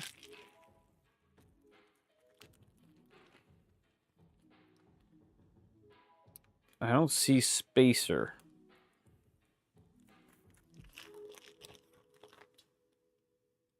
Screw. Not. M3W washer? No, that can't be it. No, that's an actual spacer. All right, let's dig around some more. Not there. Where else would we be hiding? Said spacer. Oh, I see them. Question. Do you think you have fewer print failures with Core XY versus Slinger due to the movement of the bed? Definitely. Definitely. You'll have other issues, like VFAs and all kinds of wacky stuff that's happening now, but the fact that the whole print isn't moving, especially if you have tall prints or wide prints, the fact that the print itself isn't moving is huge. All right, I have located 2 spacers. Let's go back in here. Throw all this back.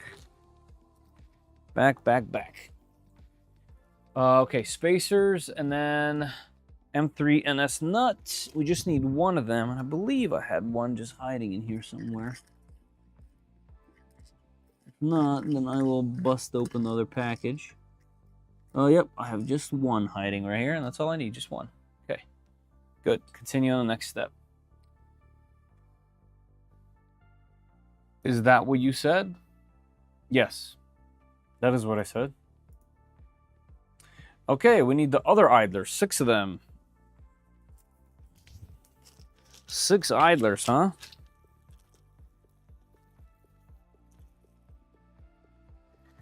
One, two, three, 4, 5, 6. Okay, that's the rest of the idlers. Let's go. Okay, look at that tool, huh? That's wild. Insert one of the idlers into the tool. Does it like snap? Oh, like that. Okay. Oh yeah, it does. Wow, clicks. Bam. Then we need one of these little spacers. Does that also click? Oh my lord. What is this sorcery?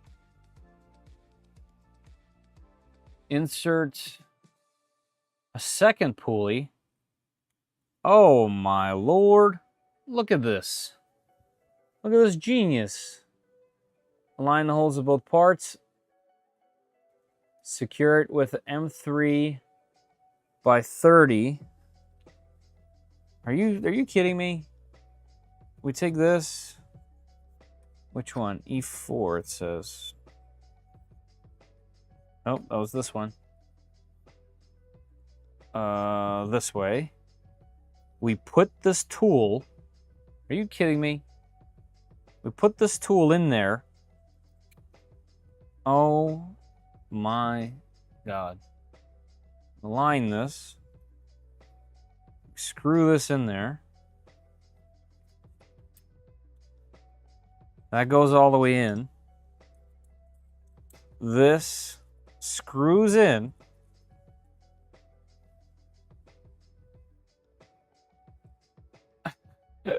Remove the tool. Wow. That is actually really clever. Huh. That is a very impressive little multi-tool. Look at that. Look at that impressive little tool right there. I like that. Very cool.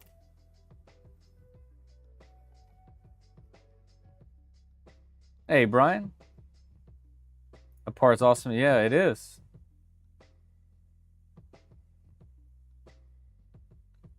It's a fun tool, yeah.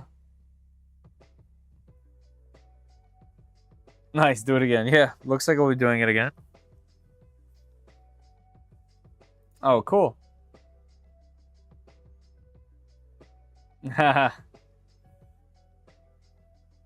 Watching intently. Can they make that for more? That's literally what I was just thinking. Like that needs to be a thing. I was stacking all kinds of funky stuff. All right, let's do that again. Oh, okay, we got more pulleys to put in first. All right, we got this one. And this one goes in with an M3 by 18.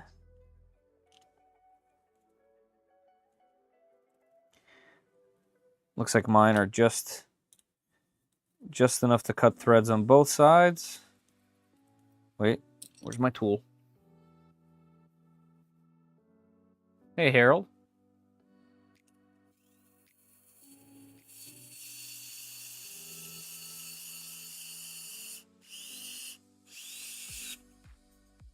Okay.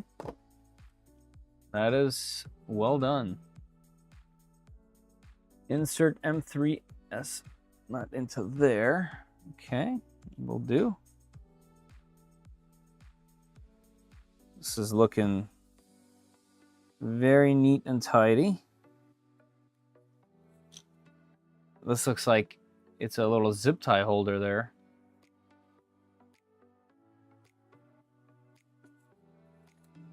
And they managed to put a hexagon in here anyway.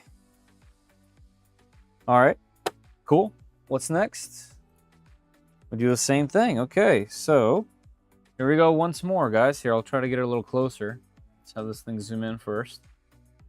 All right, so first, and it's PTG, so it bends a little bit instead of just snapping. So first we put in one of these, then we snap in the spacer, then we put in the second one, and then we take this guy, we put this in on top, like so. It fits, it even fits in here. Look at this. Crazy. Okay. We take our long 30 mil, push that in, tighten it, like that. Take this out, and we're golden. Wow, that is really cool. That is just really cool. I like that. Yeah, it'll be in the junk drawer. Yeah, 100%. I'll be wondering what the hell that is.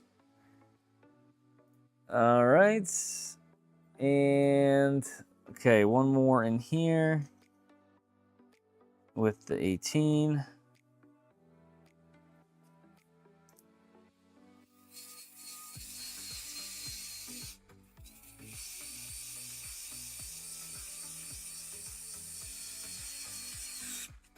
Cool. Like that. And there's nothing to insert here. We should just be done. All right, more parts. Cool. G220 idlers you have removed from your MK4S. There are two right here. We need two M330s. Those are sitting right here. We need two M318s. Those are right here. 1 and 2. Okay, we need one M3 by 12. Got that. Okay, M3 NS nuts. I have to get those out of here now because I am out of them from the previous build.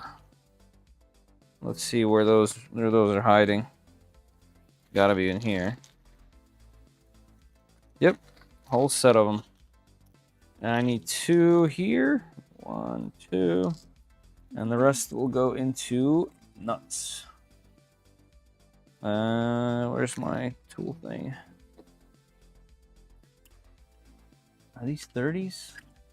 These were extra hardware. I put them in there for whatever reason. Let's put them up here in the extra hardware. There we go. All right, now let's dump that out. How I managed to get them in there without having all of them fall, I have no idea, but I'll take it.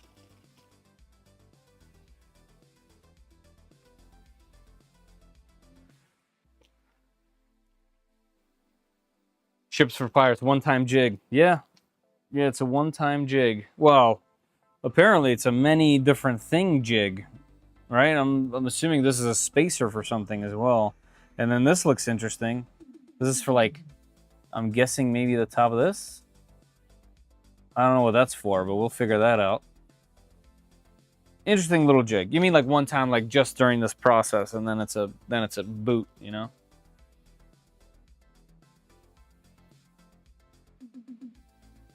Hey, Burn Car, what's up? Okay.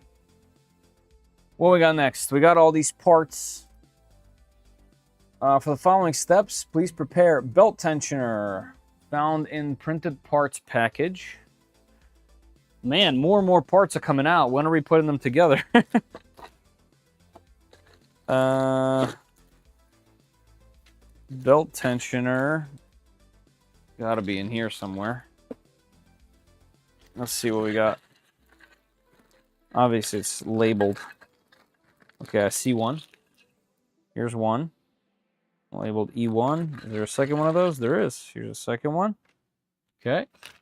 And then these 2 parts.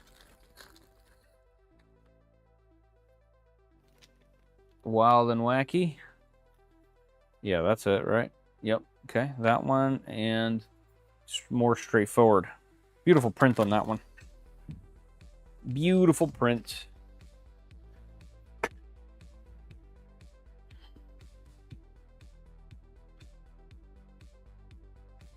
All right.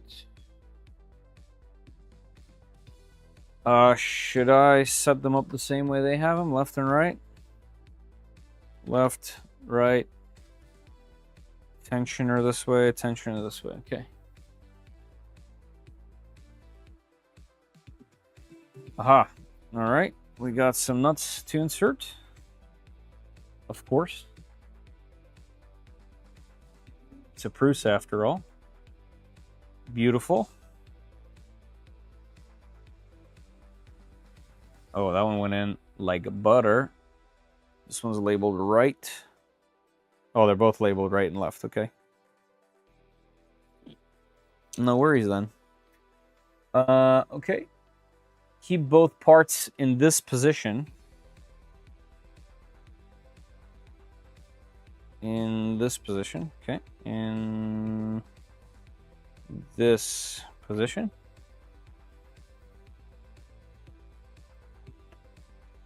Whoa! Apply a small amount of Prusa lubricant to the tip of both M3 screws. Okay.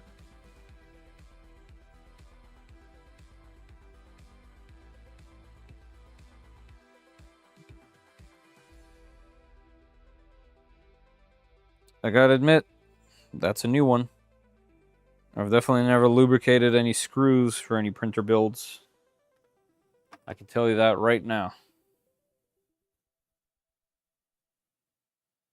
All right, spread the lubricant evenly on the whole thread.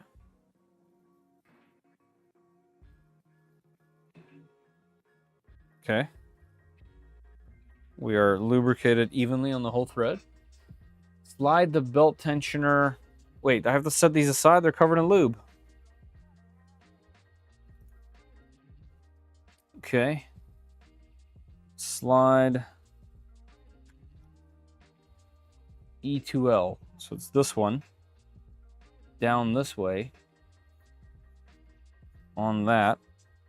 Like this.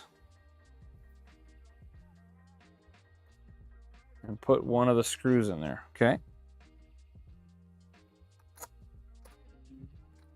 Ah. Okay. And do we have lift? We have lift off. Okay, so that's on there. Beautiful, by the way.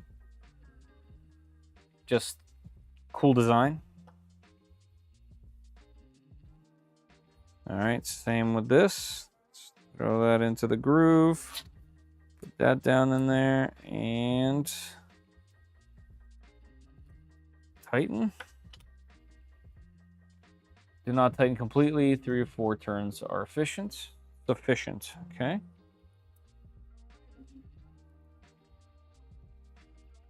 All right, let's get that on there. And which direction?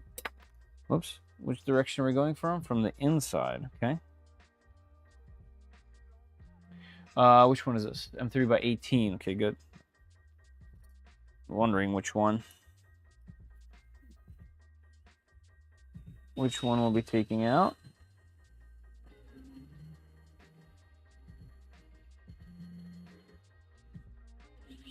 Okay, that's on there. Get this one.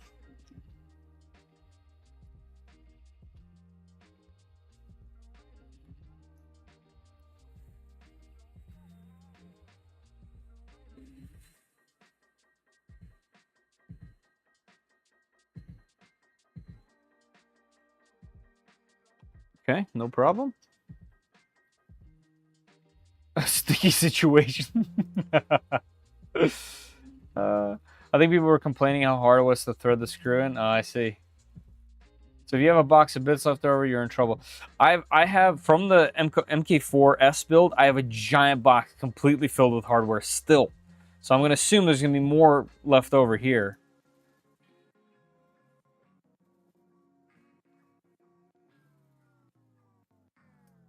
Oh, you were talking about your car. I see. There was another. I just read the easy one. I didn't read the big, large piece of text. All right. Secure it. We did that one. Insert the M3 by 12 screw into here.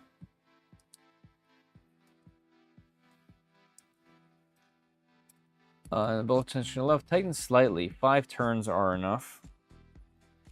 1, 2, 3, 4, and 5. Okay, 5 turns are enough. Must not protrude through the other side. It does not. It's not in there straight though. Let me get in there a couple more turns so it's straight. There we go. All right, this screw is referred to as the tensioning screw. Will later be used to adjust the door sensor. Okay. No problem. I still have 2 pieces of hardware left over though from something else. I'm gonna put them away. I'll get them later when we need them. They're the 6 mils. Yeah. All right, we did that. Did that. All right, we need 5 of them now. Cool. I'm glad these 30s are being used. They're fun. 1, 2, 3, 4, 5 30s. 1 18. 1 18. 2 6s. Oh, here they are. Interesting. Here they are. All right, belt tensioner, belt tensioner. Got it. Okay. There we go. Finally, we're back here. Let's put some stuff on here. Locate the corner of the X and Y plates with the fastener connector. Got it. Position the mount left. Mount left. Oh, you guys can't see this. Position mount left. As shown. This way, yep, with a little nubbin. Okay. Note the rectangle protrusion. Okay. Slide the motor mount under the core XY plate. Align the holes. Oh, and the little nubbin goes over there, huh? That's cool. That's cool. Okay, all the holes instantly align. Align the holes. Secure with M3x6 screw. Which one? Oh, okay, this one. So this is just to hold it here in alignment until you put the motor screw in.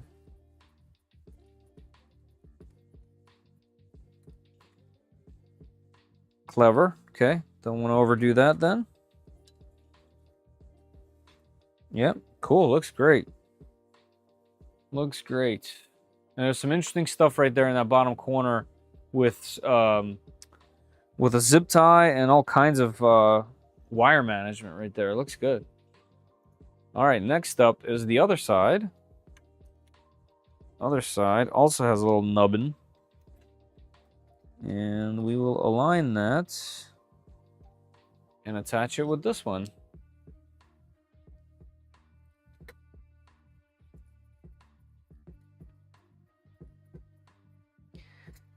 Okay. Don't want to over tighten that, but I have a feeling it won't matter because the 4 screws holding the motor go through there. All right. Yep, we did that. Okay. On the other side, turn the core XY assembly upside down. This way. Okay. Now we get the left tensioner. Right, left tensioner. I'm going to put it this way on here. Of course, there's screws right off the bat. Okay. Secure with 2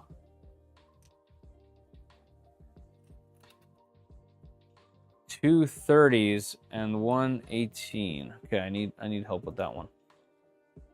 Okay, so these are the long boys. Okay, I see now.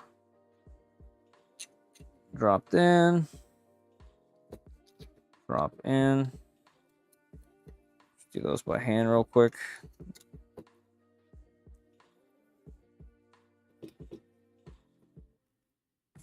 Hope Jeff doesn't mind the conversation indirectly started. Hey, Mr. Walkman, how you doing?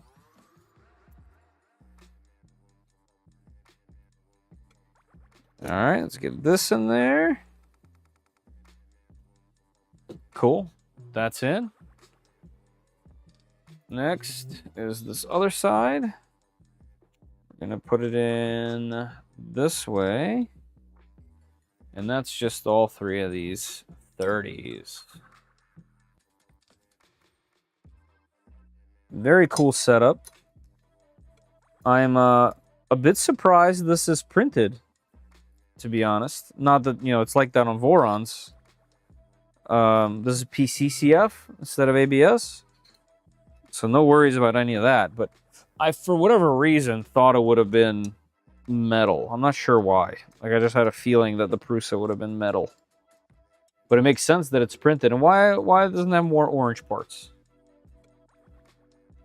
I want the stereotypical orange Prusa parts, right? Doing fine, thank you. Good to hear. Good to hear. Doesn't have the people in the chat have hit the like button. What's up with that? Very good question. I should wear a shirt that says, like, did you like this live stream? Probably a good shirt for live streams. Man, we're getting more stuff out? Guys, there's like 12 minutes left or something. Am I going to be able to put this on there today? I kind of have to be honest. I can't have all these parts. All right, I'm gonna try to keep this here. No, there's so many screws to add. Okay, I mean, the linear rod goes what on this? All right, I'm gonna set this aside over here. Let's get it. I'm gonna go as fast as I can without overdoing it. M3x6 screws. How many? 6. 1, 2, 3. Come on.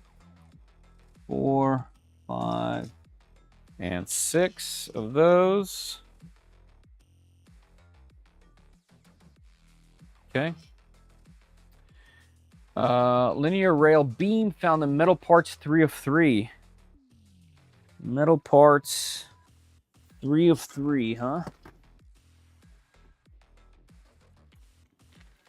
Metal parts 3 of 3. Oh, metal parts 3 of 3. Okay. Metal beam. Wow, okay. It's a square beam. All right. Linear rail found in electronics. That's right over here. I remember that one. Got it. Very, very nice. This thing is heavy. Hey, Zoomy with the $2. Thank you so much. Probably not in 12 minutes. Yeah. I'm going to try. I appreciate that, Zoomy. Thank you very much. It goes a long way. It really does.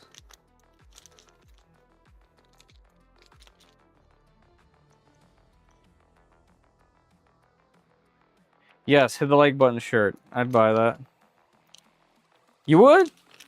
I feel like that would be like for me to wear. I wouldn't expect anyone to actually purchase that. But if you think you would.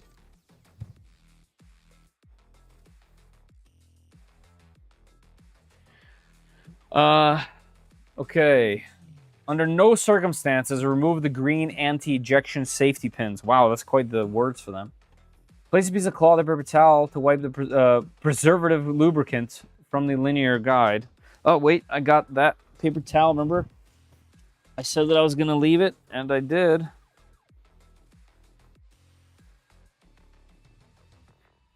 All right, let's get that cleaned up.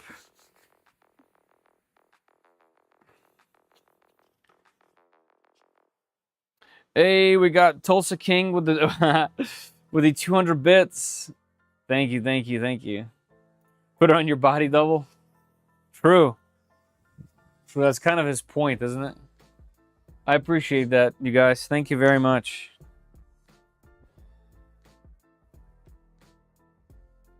All right. Yeah, leave that part in there if you love your ball bearings. Yeah, of course, of course. Hey, Kegel, what's up? All right, I'm assuming the next one's like, hey, attach this thing. Let's go. Yep, we did that immediately after removing the limber guide. Okay, yeah, sure, got that. All right, put it in the center, got it. Yep. And, all right, we go this way first. Not starting in the center, huh?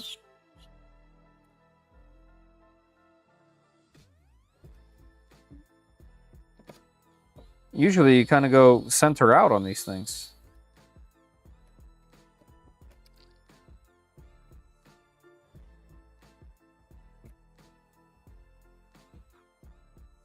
Okay. I would. Everyone on social media these days. True. That's true. One screw looks different. Look at you, Mr. Hawkeye. Steven. Thank you. That's funny. Yeah, it's a button. It's a button head. Look at that. I would have known. I would have known because the tool would have been, wouldn't fit. You know how the sizes are different on those. But yeah, I appreciate that. Finally getting to the point where you can watch a stream. Awesome. That'd be cool for a convention shirt. Yeah, true. You know. Screw it. Let's make it 5. Nice. I appreciate that. That's cool.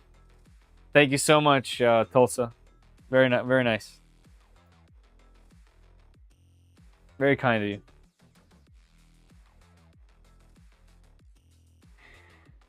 Okay, we're moving these pin things.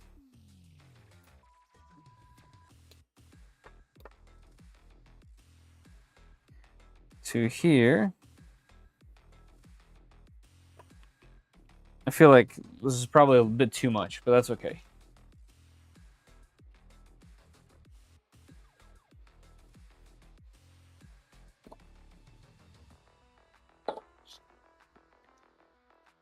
I think I just saw in the corner of my eye, it said tighten slightly.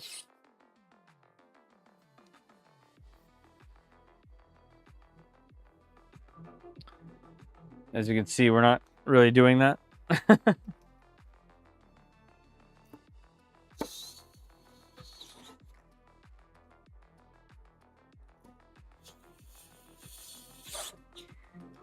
Okay. What's next?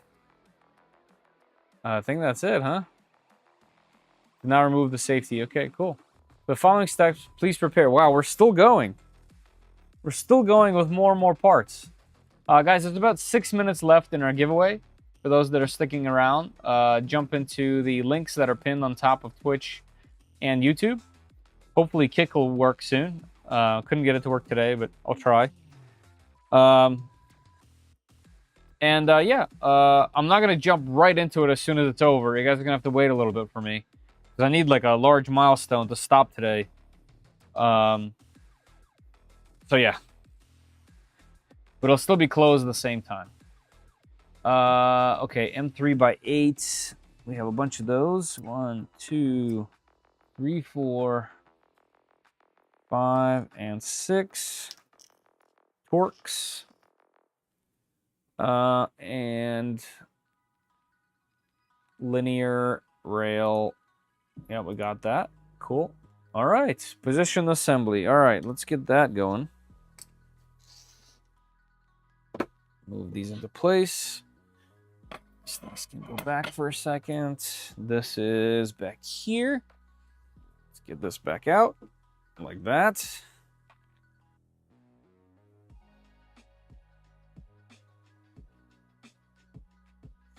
Look at all those boxes on the floor. It's crazy.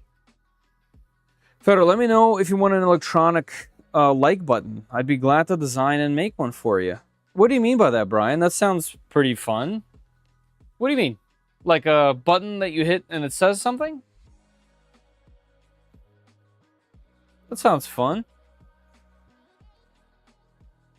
Alright, so facing you, move both linear holders approximately to the center. Okay. Attach a linear rail assembly to the holders from the front. This way, facing away. Wait. Oh, I have this thing backwards. Like that. Face this way. All right. And attach them with the M3x8. Okay, let's do it.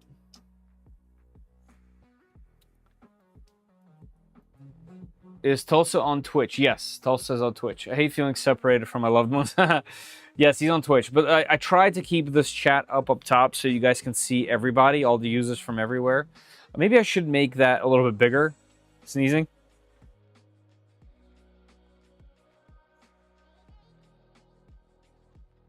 That's the worst. I couldn't sneeze. Something to put on your shirt at conventions, a button with a counter. Oh, okay. That sounds cool. If you're hey man, if you're up for it, and you have time for a project like that, I would appreciate it.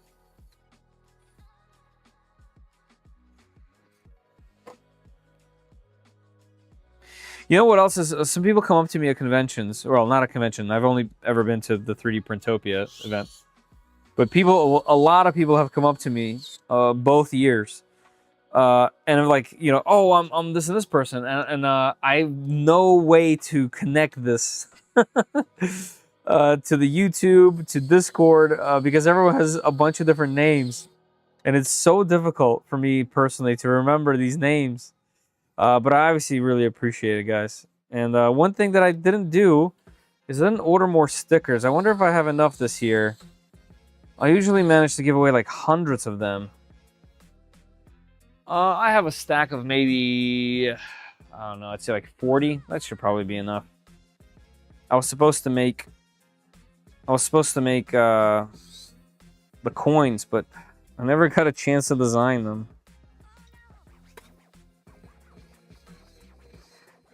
Maker coins would be probably a better use of everything, and have multicolor machines everywhere would be great.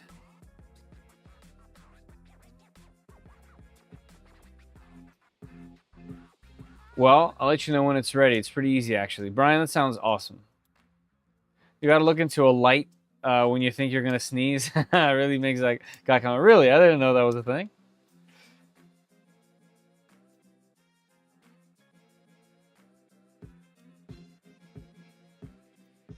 Blow your eardrums, supposedly. I blew my back out once holding a sneeze in. Hi, my name is Blank on YouTube with Twitch stickers. Yes, Kegel, exactly. Makercoin. Yeah, I really need to do it. It seems kind of silly not to at this point. All right, so we got those screws in. Now we get to take out these crazy things. Definitely a bit overkill, but I like overkill.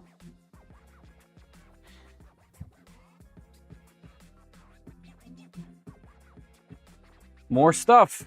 More stuff comes out.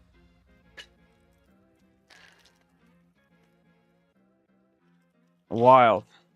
Looks like our giveaway, according to my phone, is now over. Thank you to those that joined in. Let me get to a nice spot and I will pick a winner.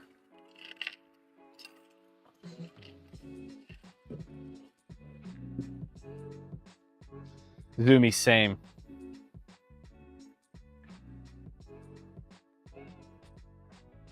I can only hope that everyone sees that asks, where can I get one of those?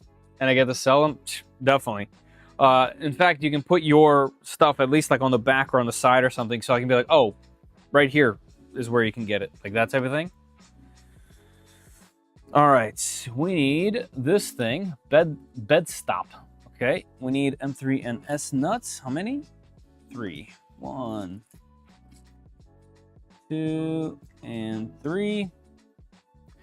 And we need these 8mm RT screws. 3 of them. FAR-T, right? FAR-T screws. Let's insert.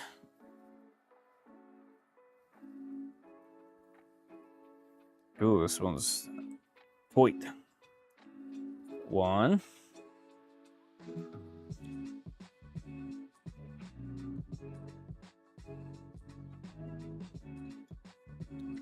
Where are the tweezers at?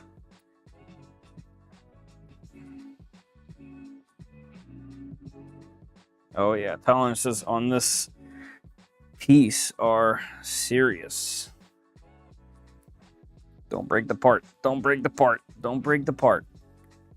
Okay, got that one. 2. And one more on this side.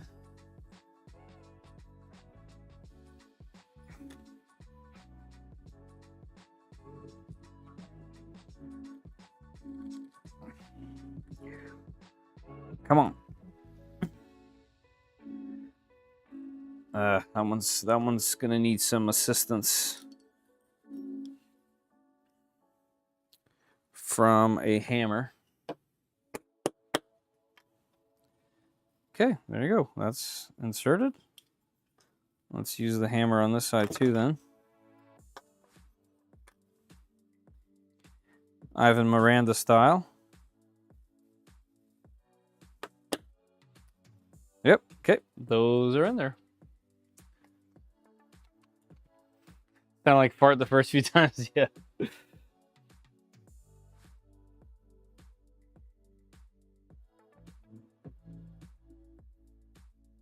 Yeah, Brian, cool. QR code, even better. Even better. Hey, thanks for subbing, Todd. Welcome to the channel. Thank you for stopping by and joining. All right, so this should be facing this way. It is.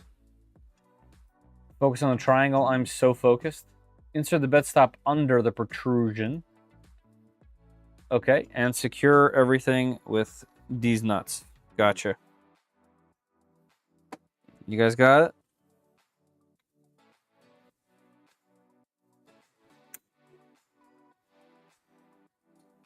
I got it. Don't break the fart. I'm going to try my best.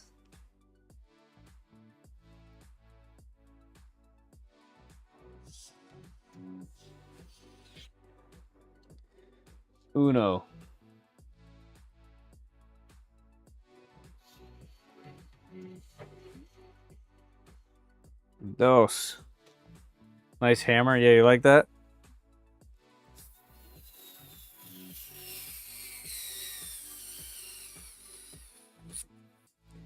Oh, the first time I saw a red light from the screwdriver here. I mean, this thing's put in so many fasteners and taken apart so many. First time I saw a red light here. Means for the next session, I'm going to have to consider charging it. I'll consider. Okay, done did that. Oh, motors. Okay. I'm going to keep going a little bit. X-axis is going to be the green. Y-axis, super long wire, is going to be orange. Pulley. Are those the ones that we've taken off previously? Or... and the assembly multi-tool. Are these... I'm assuming we're reusing these. Right? Or are there pulleys? Let's see if there are more pulleys. I don't think so. I think we're reusing them. Yeah, I haven't seen them anywhere else. Yeah, those are reused. A little inconsistencies in the text there. Don't force to get a bigger hammer. Classic. Aha, that's what the little tool's for. Look at that. Okay. Prepare the X-axis. Sure thing. Let's turn this here. Put this tool there. I'm gonna get this aligned. I need to loosen the grub screw. Grub. More.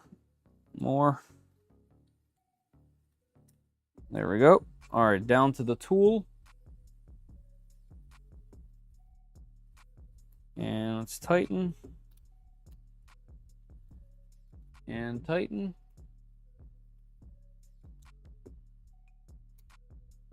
Pull the fork out. Now, are they both like that?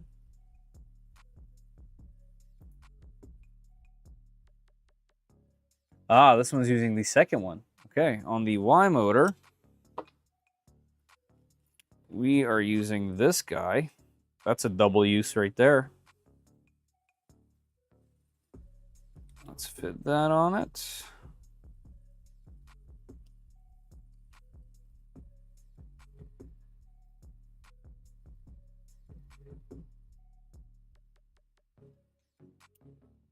Okay, that's one. And tighten the second one. Yes, the giveaway did end. I'm just trying to get to a good stopping point with this setup.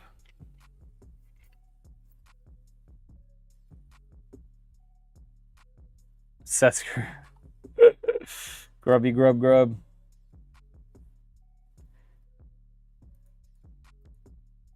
Yeah, I did this one wrong because I've been doing a lot of things twice today.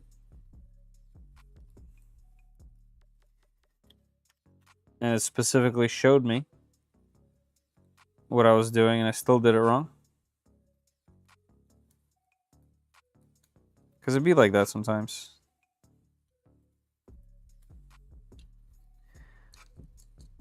There we go. Attach. I just broke my screwdriver.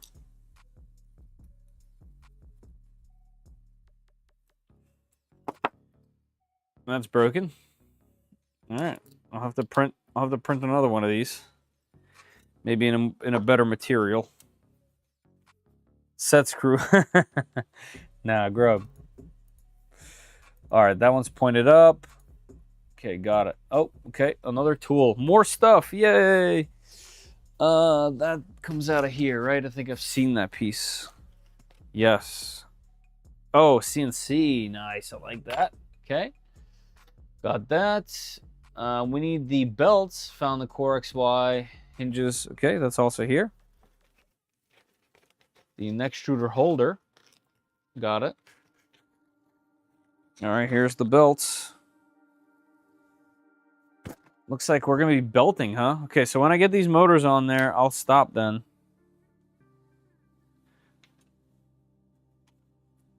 And M3 by 35. Okay, I haven't taken those out yet, so let's find those. M3 by 30, M3 by 35.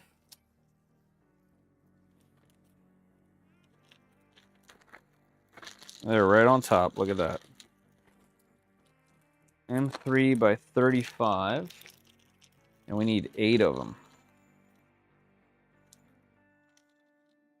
Okay. Them long boys. Ooh, great song. Guys, remember this? The Matrix? Matrix style? You know? Hey, Pezliz, what's happening? Mr. Wizzix. Shenanigans, how you doing? Steven Pool raid. Ah, see, I still didn't get the raid thing working. It was supposed to tell me that there's a raid. Welcome in, everybody. Just over here building the gantry part of the Core 1 from my MK4S. And I'm trying to hurry through here to get it done. D-rack it. Linear mounts bend easy. How you doing, Pezliz? Good stopping point. Yeah, I guess. Careful, the Raiders may be up to something. Right. That is true. What are you guys up to? Up to no good is what you're doing. But let's keep going. Let's keep going. So, we got the belts. We got the hardware.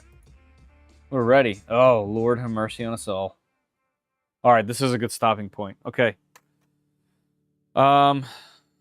Next up is build installation and guiding on the Core XY assembly. Before starting, refer to illustrations for an overview, better understanding for each build path. X, cool. Y, all right. Let's do it step by step. Okay, so we're putting the belts on before this even goes on, or do the way they have it, does this thing hold the belts as soon as it's attached? That's the question. I guess something I will learn very shortly. But yeah, it's definitely Shenanigans has definitely been interesting. It's been kind of sad taking my MK4S apart because I like that machine.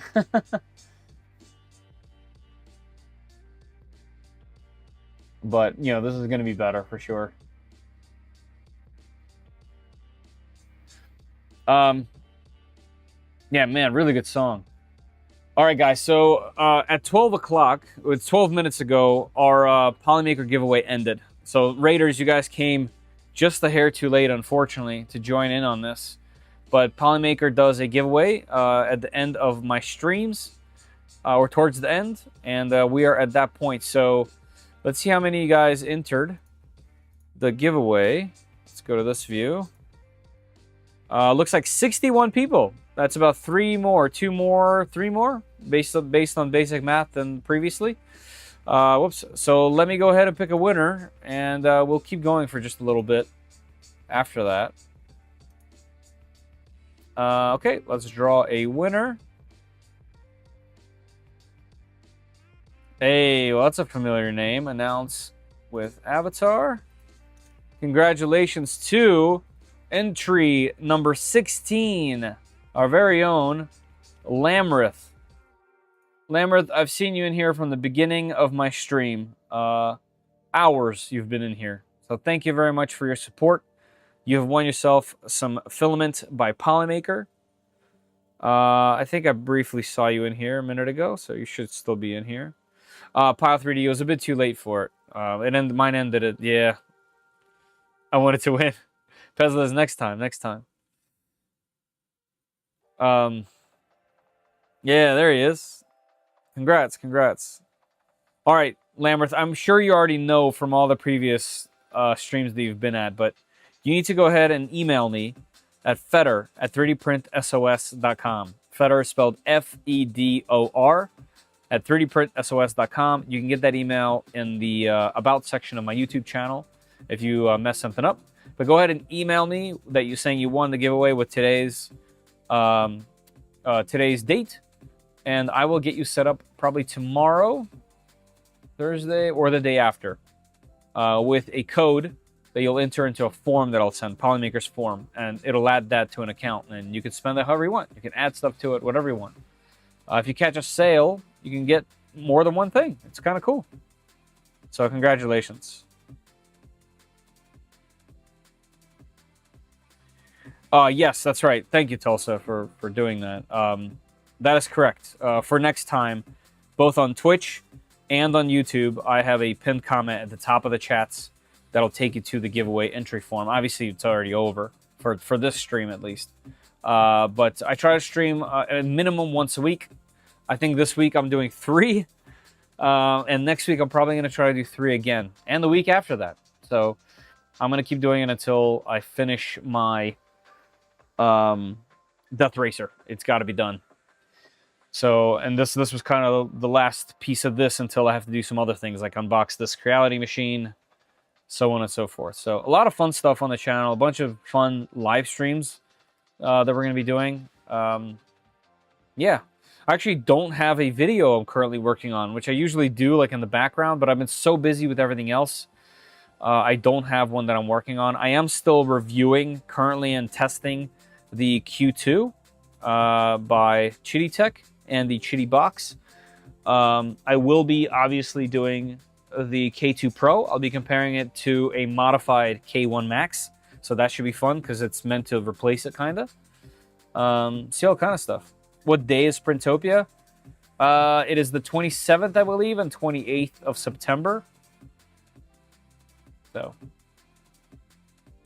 I guess the new baby exhaustion has eased up. Oh yeah, definitely. We're at 5 months, and the oldest has helped a lot as well, which is nice. But yeah, I'm not as exhausted. A lot more predictability in the scheduling now, so I can do these, you know, as long as he's sleeping good.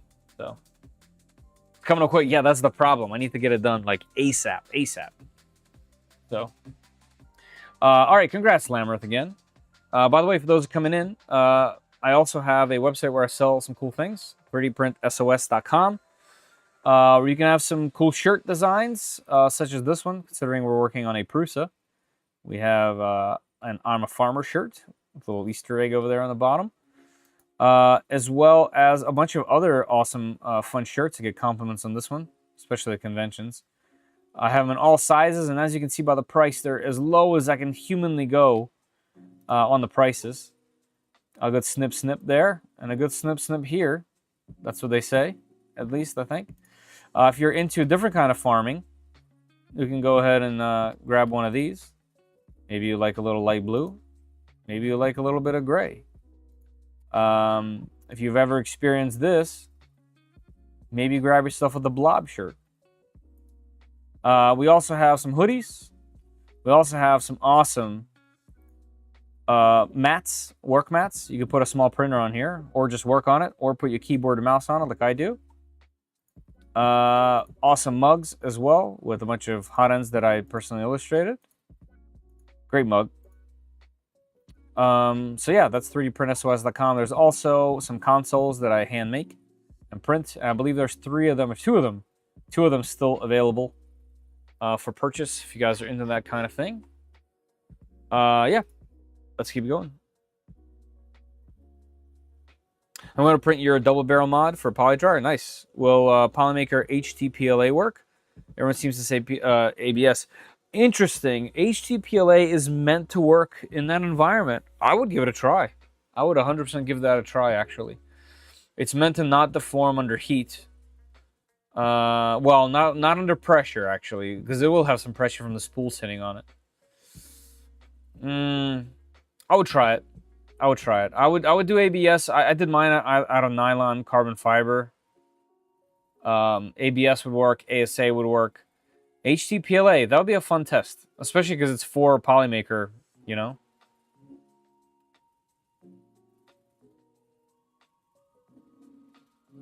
Nice. Nice, thank you. Yeah, let me know how it goes. Yeah, Brian, that's the worst, isn't it? All right, let me get these belts in here. I kind of want to have this together so that it's not in pieces. So I'm going to keep going for a little bit. It's what, 12:20? Man, that went quick. All right, I'll keep going for a little bit. See where it goes. Have a last swig of my coffee. And let's keep going. Just got your email, Lamberth. Okay.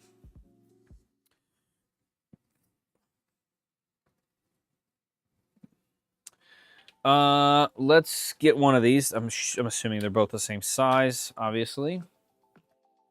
Rearrange the screen, please. Yes. Let's go. Oh, let's try to get that on there a little bit closer. Move this a little bit for you. There we go.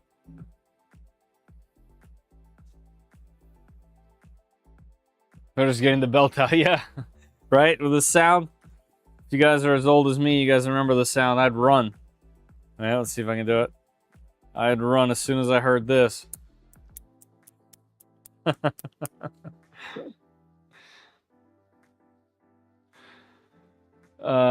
All right, so we're going teeth in.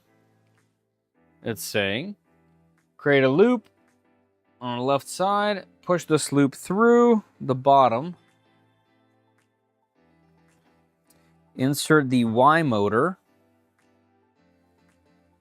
Which way the wires? I need to use my mouse with the left hand. Okay. A wire facing me, looks like. My motor pulley into the mount, ensuring the pulley centered. I guess it wouldn't matter. We can just rotate it. All right, that goes in. This gets pulled, and it is in there. Perfect. All right, guess we just lay that down. Do we secure it from the grass the motor? Do not drop the motor. Carefully pull the entire belt out of the motor. Hold on, let me read that a little slower.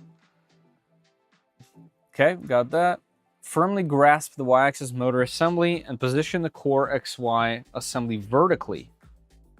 Do not drop the motor. Be careful not to pull the entire belt out of the motor. Keep holding the motor with one hand. With the other hand, secure the motor using 4 M335 screws. Tighten firmly. Oh, okay, I see. Because the screws go in from this side. That makes sense. All right. Let's get that in there. Yeah, that sound sucked. Yeah, that sound means you deserve it. Like, you had that coming. And you knew it.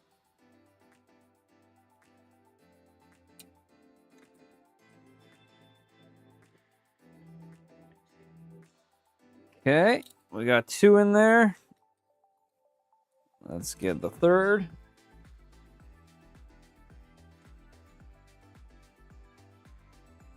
All right. And 4th.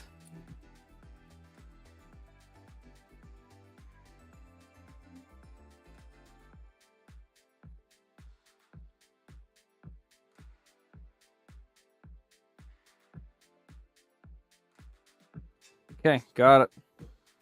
Lower back down. Belt's still in. Good to go. Okay. Place it back in the horizontal.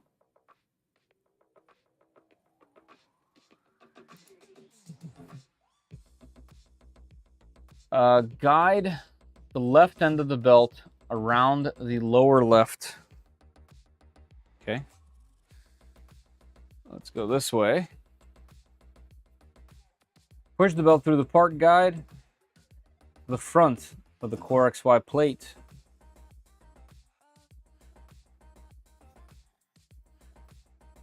Gotcha. Okay, so far so good.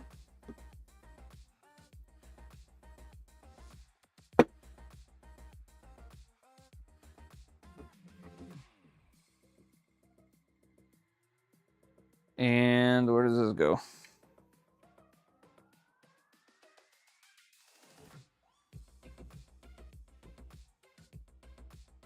Do not pull so long the whole belt out. Okay, no problem. Oh, okay. We're just going around. Wait. Around this. To the tensioner. Through the tensioner. Yep, okay, got that.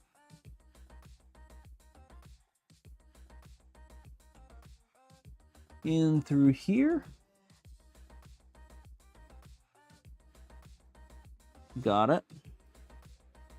Perfect. All right, and that belt will just sit here, I'm sure, for a little bit. Oh, no, okay, we're putting it right in there. Okay. Hold this guy this way. It's going to enter into the center. Come out this way. 4 to 5 teeth sticking out, okay? 1, 2, 3, 4, 5. Like that. And close it. Okay. Clever.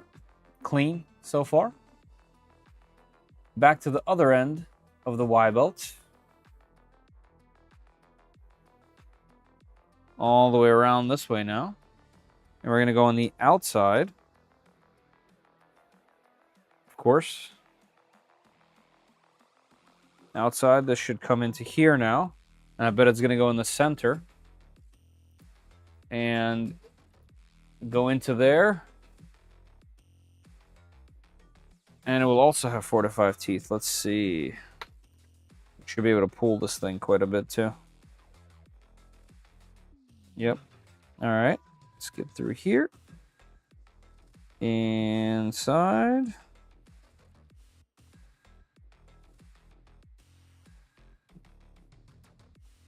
Come on in.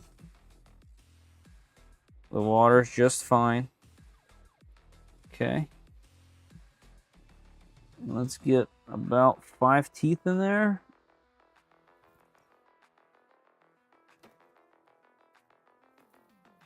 Let's see how many teeth I got. 1, 2, 3, 4, 5 teeth. All right, that's 5 and 5 right there. That's kind of interesting. The way that they have it done is when this gets pressed, because both of these sets of motors, both of the sets of belts will essentially lock themselves inside of this. Pretty clever. Hey, Science Sniper. How you doing? 5.5 teeth. Okay.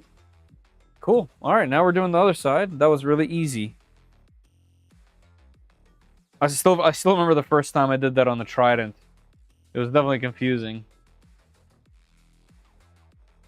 But now it's pretty simple after a bunch of Voron builds. All right, so same thing here. We're going to put the motor in. We're going to pull. Right. Let's see, is it on there? It's on there. Leave that hanging. Yep. All right, so we'll do the same thing. I'm going to hold this. We're going to rotate this up. And we got these long boys to go in. Why I have... Oh, okay, I do have 4 of them. I thought I saw 5. Like, why do I have 5 of these?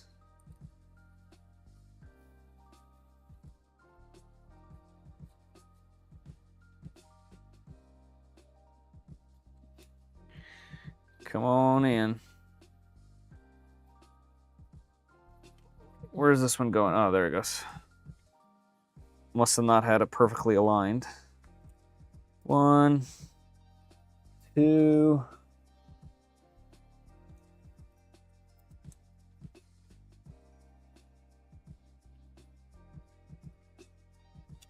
3 and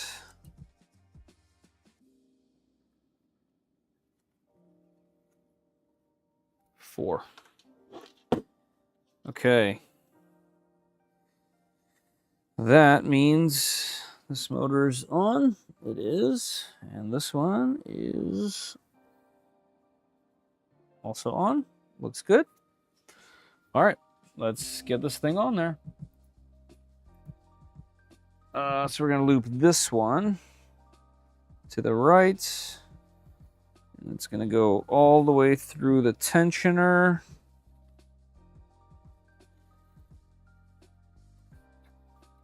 Let's get that this way.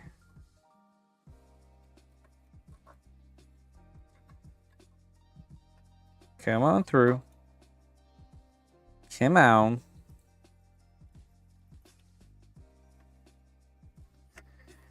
There it goes. Okay. Got that. And now we go through this block. Come on through. Yep. Okay. Oops, I made a boo-boo. I made a boo-boo on this belt. I see a boo-boo. Let's remove that. That should be an easy fix, though. I have this going through the wrong hole here. This one goes through here, through this pulley. There we go. Go like that. Push this through. Put it through here. Get the trusty plier. 5 or so teeth right there. Pull this. Pull it back. Okay, there we go. There we go. Okay, that's much smoother. All right. And now this should be in the same level. It is. I'm guessing. I'm just going to do it real quick, but I'm guessing it's the same. I need about 5 teeth. 1, 2, 3, 4, 5.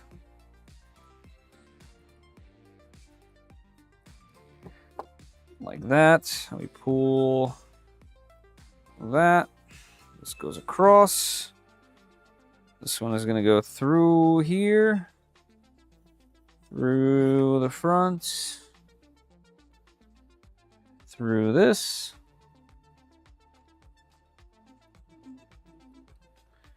Just like that.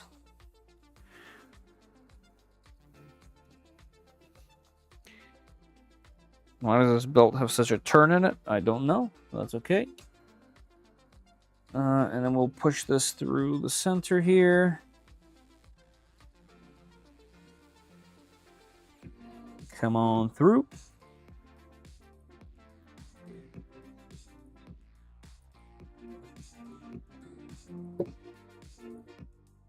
Pull the belt.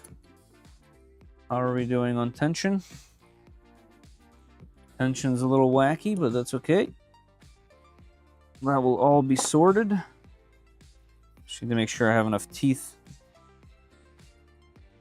sticking out of here.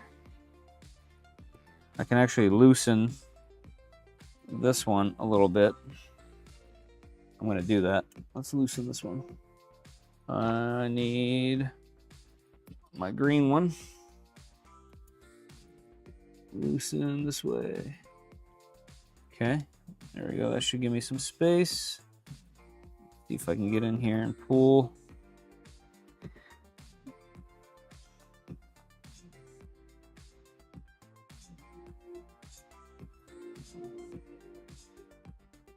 Come on out of there.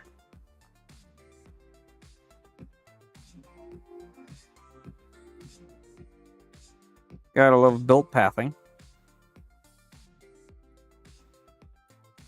One more tooth. I just lost a couple. Let's get 1, 2, 3 right there. Okay, that should be set. Yep, that's good. Okay. We got that going. Hey, what do I see here? Hey, Michaela, how you doing? And Kayla as well. Oh, we got a Michaela Slay and a Kayla Sway. Michaela Slay and Kyla or Kayla Sway. Nice. Hey, Mr. Excuse, how you doing? And with the 25 bits, thank you very much. I appreciate that. Raiders. Man, my raid thing didn't work. Sorry, guys. I was in the zone over here. Yeah, welcome to the stream. I'm turning an MK4S into a Core 1, and we're doing the gantry system here. So we just got the motors in, and I just did the belt pathing. And everything's looking good. We got movement. Just got to tighten things up, and we should be good. Jason? But yeah, welcome in.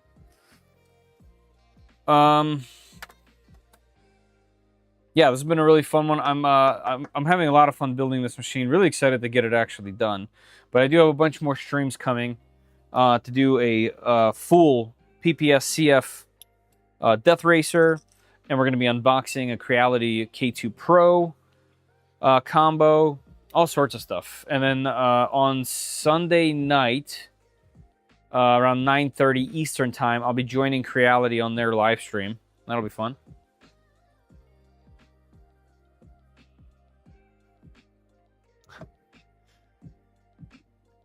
Kayla's on both accounts, man. She knows what's going on. Appreciate you being here. We did already do the giveaway, but I typically have Polymaker sponsors our live streams with a giveaway at the end of each one. I'm going a little bit over my time today because I really want to get this to a place where I can be happy with it to put it away so I can do the rest of the projects. So that's kind of where we are. I've already done the filament for today, unfortunately, because I would have loved it to give it to somebody new as well. All right, so we did all that without looking because that's just how it is sometimes. I don't think anything is incorrect. I think this is correct at the moment. All right, a Bowden guide. Found a printed parts package. For those that haven't worked on one of these Prusa kits, the packaging is just insanity. Each box is labeled. Okay, like this is printed parts, for example. Inside of each box, there's bags. Inside of each bag, there's also a label with every single thing on here. So, for example, this is the Bowden guide. So we can put that back. Very nice. Very nice. So, looks like a PETG part. We need 5 M3x10 screws. Let's get those. 1, 2, 3, 4, 5.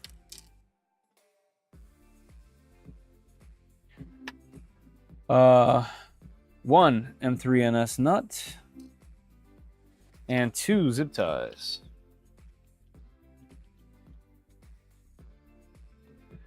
Set those aside.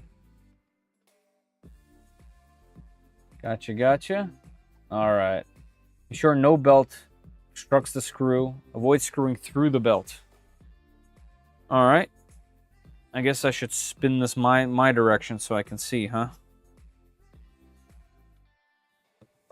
Spin this around.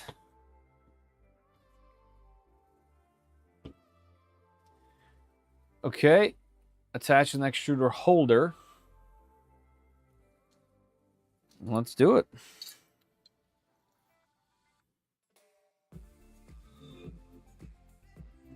To the linear rail. Do the top rightmost screw first. And I'll just keep it loose first. Bottom left screw. Find its little spot. Got it. Snag that up a little bit. Snug that up. All right. Let's loosen it back. Because this one is not going in perfectly straight. Let's loosen it even more. Can we get this one in there? All right, let me try the bottom right instead. There we go. Bottom right goes in. What's up with you, left one? Oh, there it goes. Okay, maybe it was just the screw. All right, tighten. Tighten. Tighten and tighten. Perfection. Okay, now that should all be ready for the next extruder. All right, let's see where the next few steps lead us. Zip tie. Okay. Where is this at? So that's on the motor side. Securing the Y motor. Y motor is over here on this side. Right here. So let's get a zip tie into this. From the inside, huh? Okay.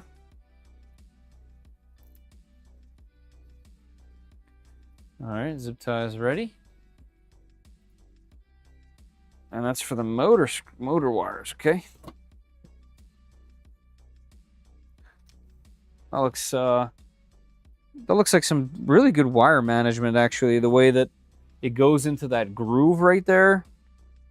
Wow, that's nice. And down, away from everything. That's cool. I'll show you guys this up close in a second. That's great. And let's tighten this. Clever. Snip that. Let's make sure I did that correctly. I did. All right, check this out. So they have the wires going out to the side. There was a predetermined pathway right here through this. So this is nice and flat. And then down into here and secured with a zip tie. Very nice and clever, neat way to do that. And I keep touching the greasy rod.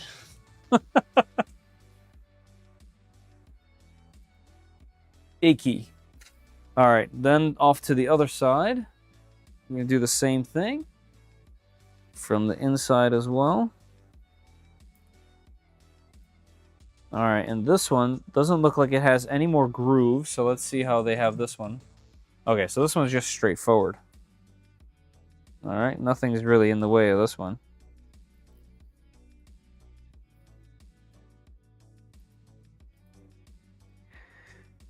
Okay, we got that on there.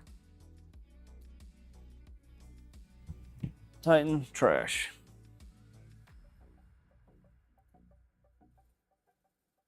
All right. And here we're going to insert, that's a strange spot for that. All the way out here. Yep. Okay, goes right in. And what are we attaching there? The Bowden guide. I see. Okay, and we're going to put that in with the M3 that we set aside for it. Bowden guide, huh?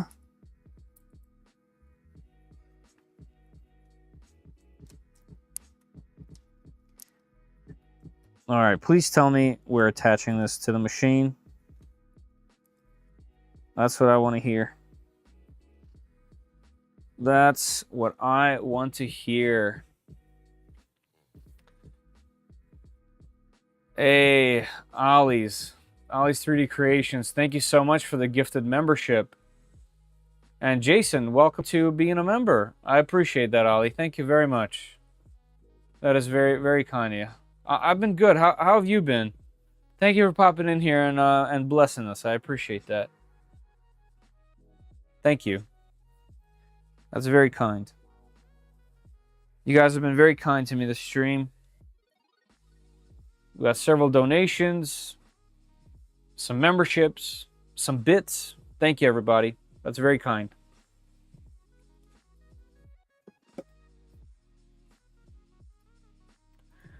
All right, let's see. Oh, my Lord. Okay, we're going to continue on the path of adding more things to this. I was really hoping there would be like an end in sight. I'm going to go for a little bit longer, but I'm going to run out of steam, guys. All right, white LED strip. I briefly remember seeing it. Electronics and chamber parts, probably, right? No, it's not in here.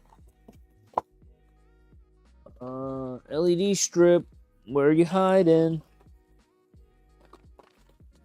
I briefly remember seeing it. Okay. Which box are we in? Tell me. It is found... Well, the strut.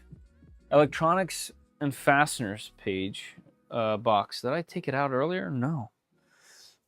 All right. Electronics and fasteners. Where are... Oh, right in front of my face. Nope. That's not an LED strip.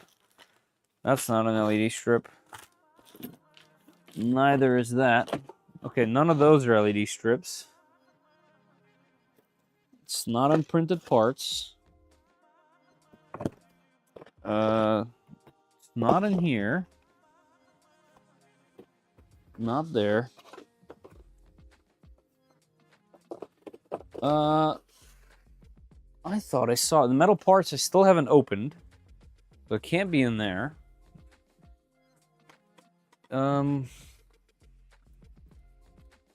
I thought I saw it previously.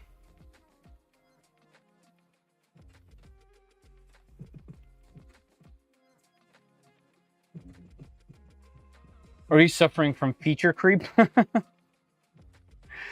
Where you start simple but keep adding features? I have in other places. But here I just wanted to wrap this particular stream up at some spot where not every single thing is on my desk, because I need to do some other streams with away from this particular build for a few days. I'm just trying. Every time I think like, oh, we're just going to install this and it's going to be one less piece on the desk. Every time I click next, it's like getting another thing out of the box. It's kind of hilarious. Hey, good night, Wilmar. Thank you for being here. Suddenly your project's massive. No. So I actually don't end up doing that. What I end up doing is I end up doing 5 projects all the same time. And that's really been my issue, is I've just been doing too many things at the same time. And that's been a problem. Oh, here we go. It's in this box. It's because it's in the box in another box. That's why. All right. Yeah, there's a whole bunch of things in there. Cool. All right. There's the LED. I'm out too later. All right. None of the CG. Thank you for being here. Appreciate you. Had some funny jokes in there, man. Had some solid giggles in there. Hey, Ice Man. No, I'm in the same boat as that combo right there. I should totally be asleep, but I really want to see where this goes. All right. We need the interesting M3x4RT, aka M3 Fart. And we need 2 of them. Come on, 2 of them. There we go. Okay.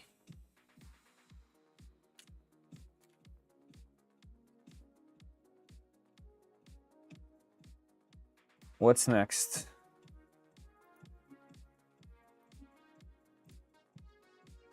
We're gonna peel it. Okay, let's arrange this on how they want it. This is going that way. This is going this way. And we're gonna stick that right on there.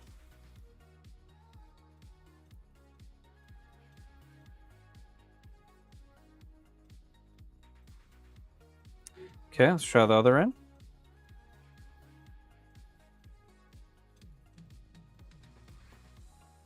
This is not going to be easy, is it? Come on, peel up. There we go. All right.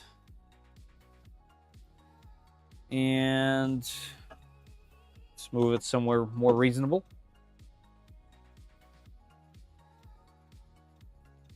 Stick the LED evenly to the strut. Okay. And that has to be facing that. All right, evenly like this. That's even. There's some super strong adhesive on this LED strip.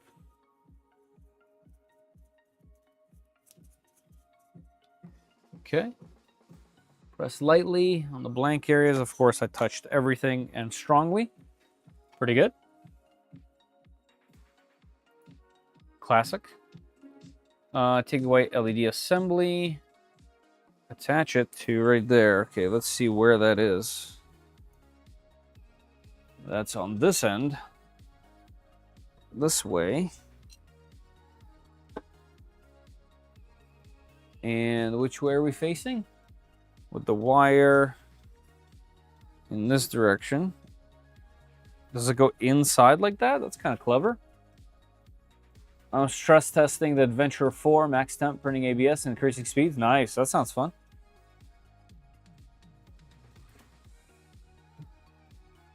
Yeah, so it does go in there, huh? Okay.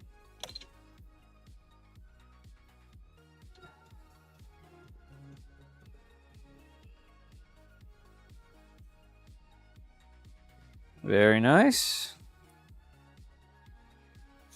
Guys, will building printer kits ever get old? Like, I know a lot of people are not going to be building a printer, but why not, man? It is so fun to build a machine. Nice, that's awesome. It is so fun to build a machine. Here we go, more stuff out of the box. Come on, just get me to install this. All right, we need one of these sensors. And we need M2.5 screw.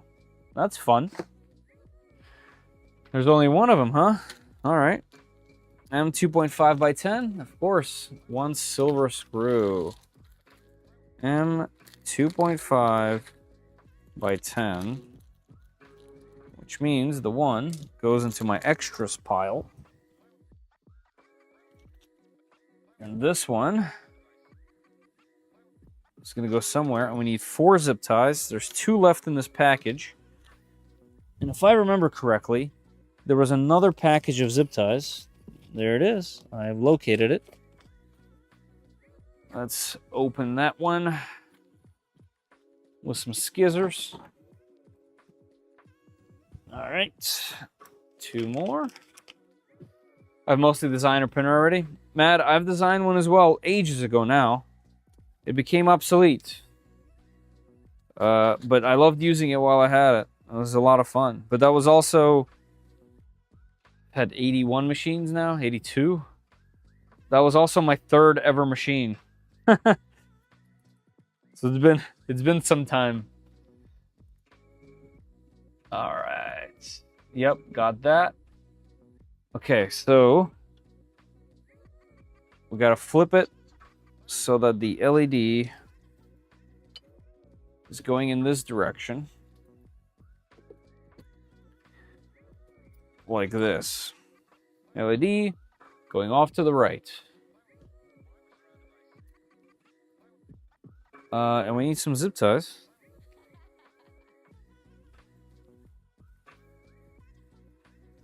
Okay. No problem.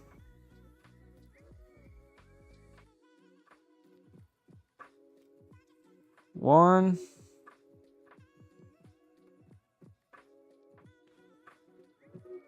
And 2. And 3. Where's the 4th one? 3 zip ties. Oh, okay. I see. Print gaskets. Old school driver board so that it sings up. Nice. Okay, so it wants us to zippity-doo-dah these things up so that we can, I guess, pull some wiring through it. Okay. Uh-huh. Let's go back. Let me read if I have to do anything. Partly tighten the zip ties. Sure. Flip it back and upwards. Okay. Flip it back and upwards. We're going... I don't see that. Over here, where is that? Ah, this way. Okay. This is going like this. Which means this going this way. Interesting angle this thing is on.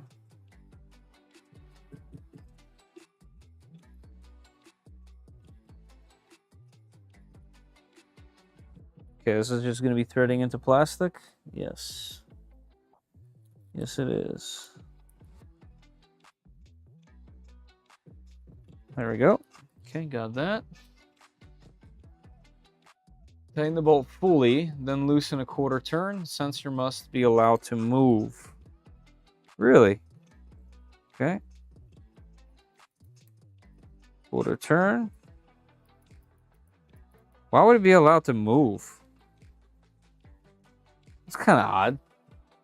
Secure the door sensor with the M2.5 screw. Tighten the bolt fully and loosen quarter turn so the sensor must be allowed to move.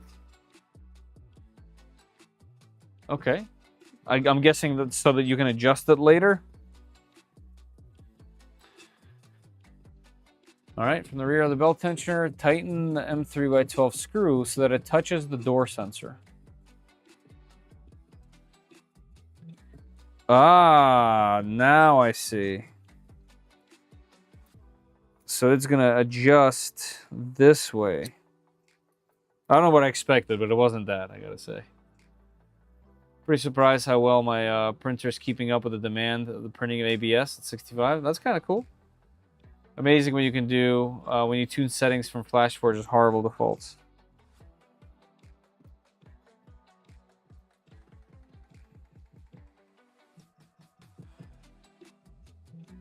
Is it gonna reach?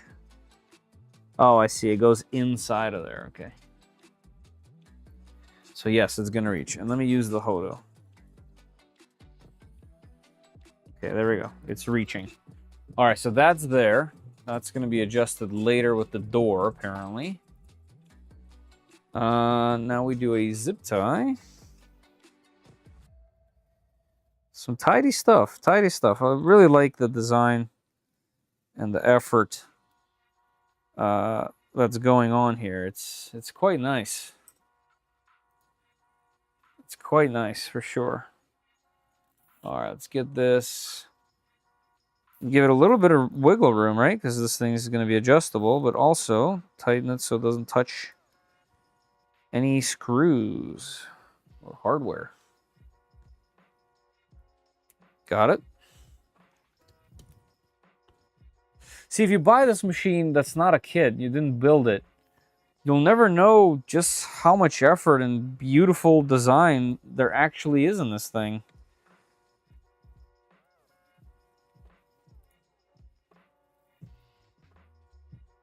Ah, okay. That's saying prop it up on something. I just threw away some spools. Oh, I have some spools right here. We can use this conjure spool.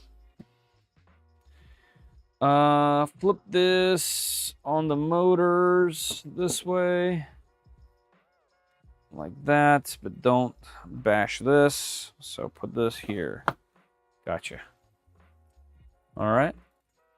Careful not to damage it. Sure. We're going to route these wires now through here. Once again, there's little cutouts even in the metal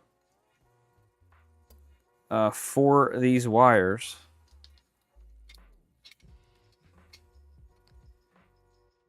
Very clean. Okay, route. Put these down here.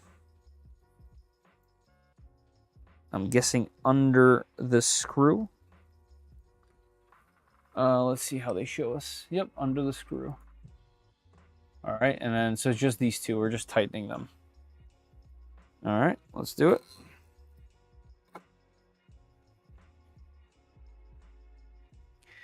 Gonna lay them flat so I can get a better tighten on them.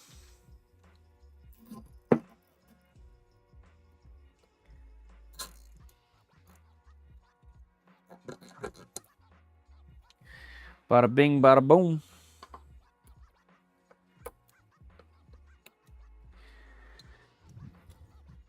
Got it. Okay, we got the 330 by 8mm rods. I have those right over here. And we're going to need one M3 by 8 RT. Interestingly enough. Can I get one? There it is. All right. Where do we do with these? Carefully insert both smooth rods through the hotbed assembly, heat bed assembly.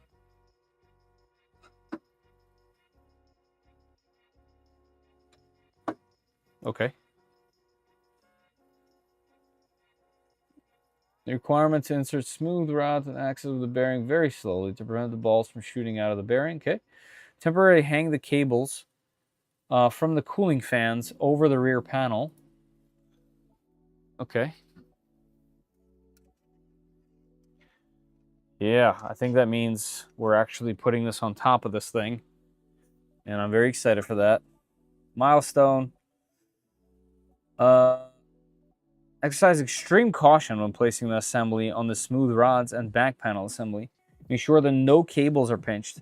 Ensure both smooth rods are properly seated in the rod holders. The threaded rod of the rear Z motor must pass through the bed stop rear part. Warning, when handling the printer, do not lift by the Core XY assembly. Always lift by the base. All right, let's see what this is telling me. Here, I'll get you guys a wider shot. Let's undo this. Come on, undo. Undo.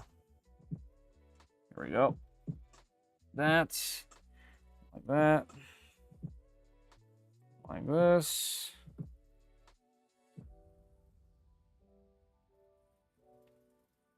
Actually, can we turn this even further? Of course. Of course. All right. There we go. Let's see this. All right. Let's put this on. I actually did quite a lot on this stream. I guess it is 1 a.m. though. All right. This is going to go like this. And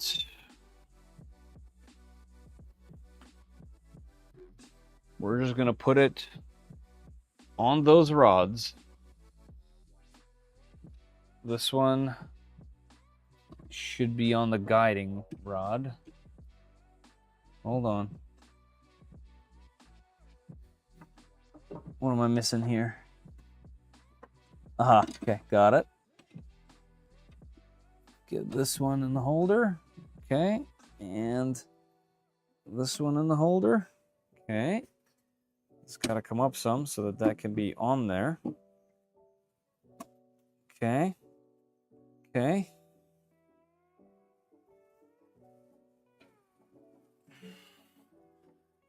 This one is almost in. Let me try to loosen this a little bit. Oh, that's all the way loose. All right, so this part has to lift up so that it's even. This part and this part should slide in. I believe this one is all the way. Is this one all the way? Oh, they're all on the way. Okay, that's how they're supposed to be. You still at it? Yeah, a little bit. Hey, thank you, Ali, for being here. Appreciate you popping in. Thank you. Great job so far. Thank you very much. All right, we'll tighten this. And we'll tighten this. Okay, so far so good. Oh, now I know what those plugs on the bottom were. Those plugs on the bottom, I was like, what is that? That's for the rods to kind of just sit on. Interesting. A lot of interesting stuff on here. All right, and then this is just holding this rod from wobbling. Another really interesting piece on this machine.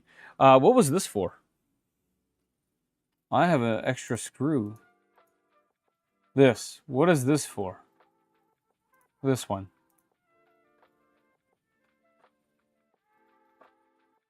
There's no part here that talks about the screw yet.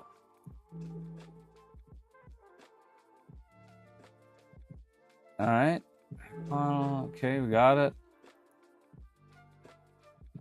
Tighten that, did it. Tighten that, did it. Move the linear rail carriage to the center. Firmly tighten all the screws in order shown in the picture. Oh. I had that tightened already. Here, let's loosen them. I guess it's so that this thing can rack evenly. Or more evenly. Nice. Moves very, very smoothly. That's great. All right, we're going 1, 2, 3, 4, 5, and 6. Okay.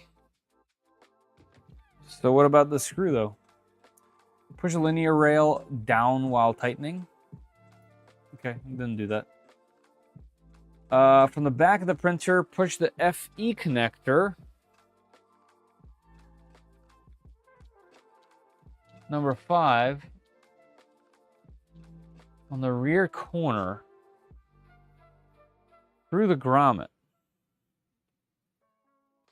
Oh, that's over here. It goes in there. Ah, I see. And that's going to be grounded up there? What? I'm going to turn it to me, guys, just so I can do that real quick. Yeah, I see that. Wow, that's interesting. Talk about making sure every piece of this thing's grounded, even though it's steel on steel. All right, so this one's a little too tight. I gotta see if I can open it up a little bit.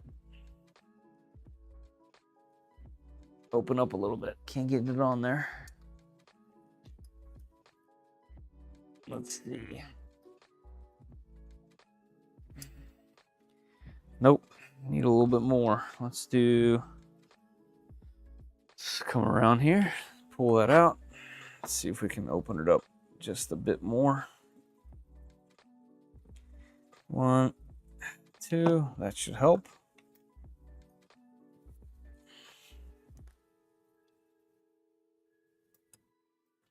Okay, that's better.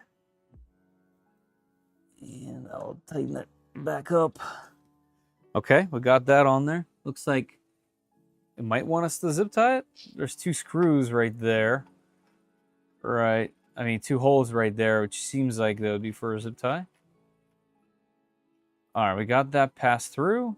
On the same side, push the X motor cable through.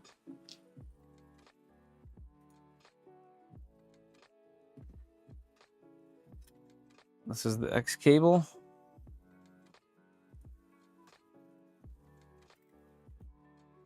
Like that.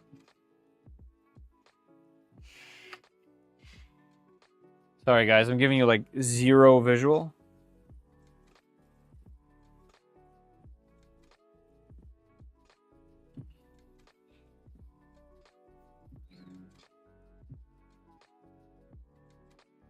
Attaches the widget to the Whoosy what's it? Husey what's it's. Wow. All right, let's see. Push the X motor cable through the oval hole in the back panel. And what about these 2? These 2 go in there too. Throw those in there. It doesn't say it, does it? Oh, push the white LED cable and door sensor cables. Okay. 1 and come on, get in there. There we go. Nice and tidy. Very well done. Okay, I like that. Put the cooling fan and thermistor cables through the oval hole in the back. Oh, like behind the... Why didn't we do that earlier? Probably something probably would have been in the way. Oh, there's a rubber grommet. Oh, that's tough, actually. All right, I'm gonna have to lower my table to be able to even get it in there.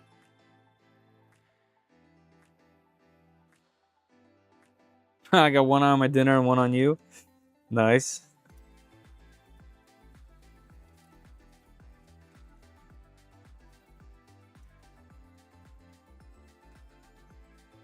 Oh, this one's legit hard to do. I have to do some needle nose pliers, maybe. Okay, come on. Shimmy, shimmy. All right, one is in. That was a smaller connector. Here's a bigger connector. Gotta get it through there.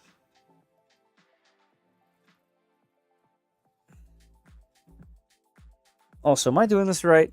Let me not do that real quick. Push the cooling fan thermistor through the oval, okay? On the right back corner, locate the Y motor cable and push it through the upper oval hole in the back. This one's at least easy. But these two... Oops, I pulled the grommet out.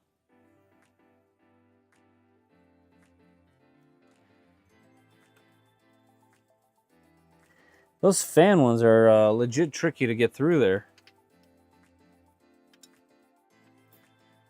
Those are big connectors to get through that tiny little hole.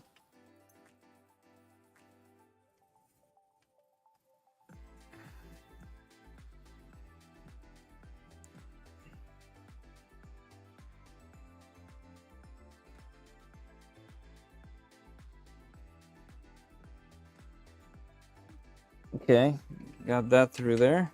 And one more.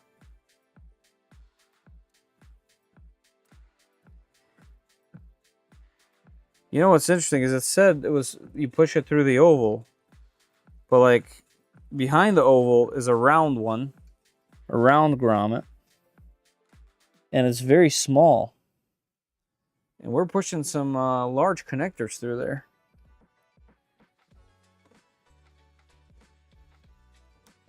I mean, I guess at the end of the day, if it works, it works. Almost. Let me get my pliers. And just yoink this out of there. Come on. Okay, got it. All right, got those. Yeah, okay. There's a lot of wires back there.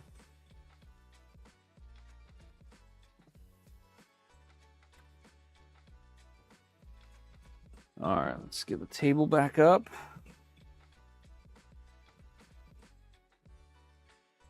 Is it Benji time yet? Yeah, right. It's gonna take a while for this one. This is a complex printer. All right, from the back side, locate the oval screw or oval screw hole. Okay, under the cooling fans.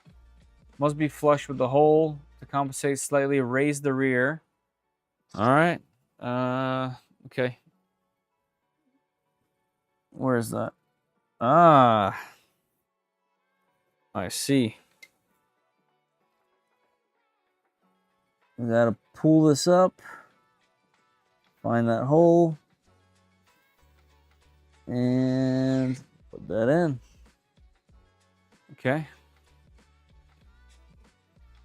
After lining holes, secure them with one screw. Yep, got it.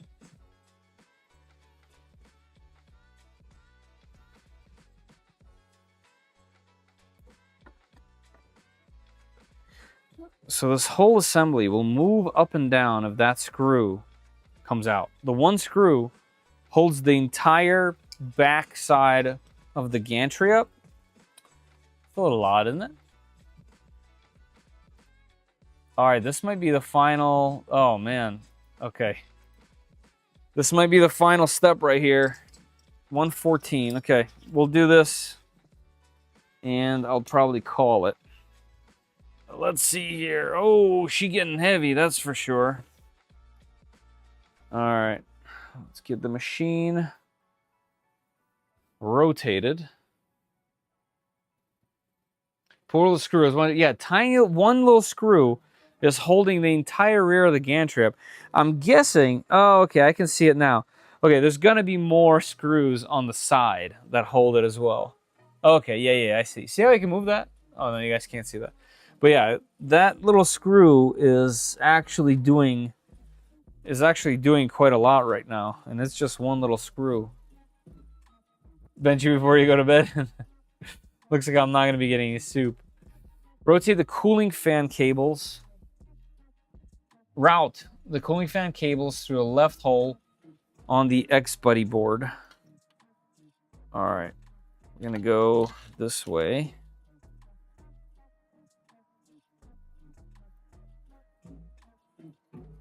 All right, 1 and 2. All right, what are we doing with these? They're going right there. What are we doing with the leftover wires?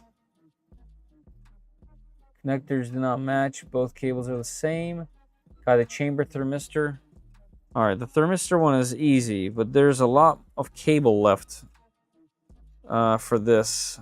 Wonder what they want me to do here. All right, let's get one in. One. Fan 1 and fan 2. Fantastic.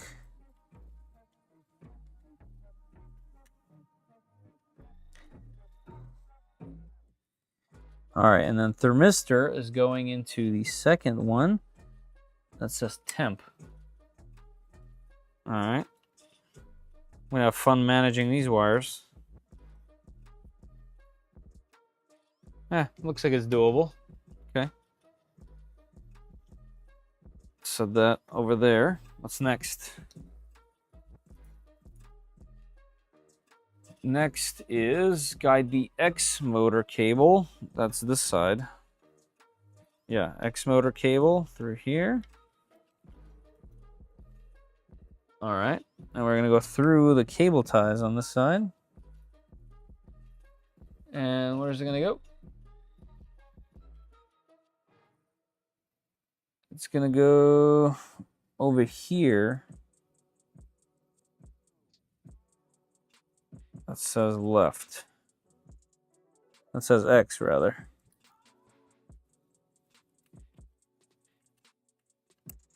Okay. No problem. And then, do we need Y? Sure do. Y, we're going to go underneath of everything. Put that in. And Y is going to come around here. Like this. And it's going to get plugged in.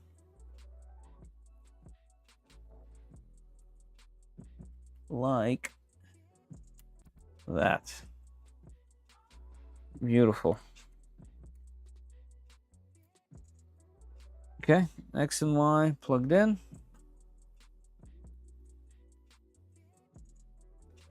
All right, we got two more over there. That's these.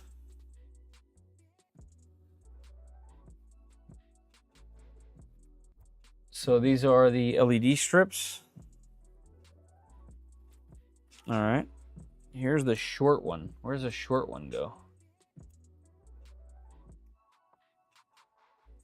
The short one goes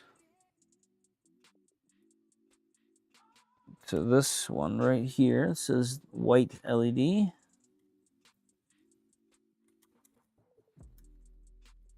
into the buddy box. Okay, click that. No problem. And this one goes alongside the whole box with the zip ties, and then crosses all the way over here and goes to, it says A lamp. Goes to A lamp.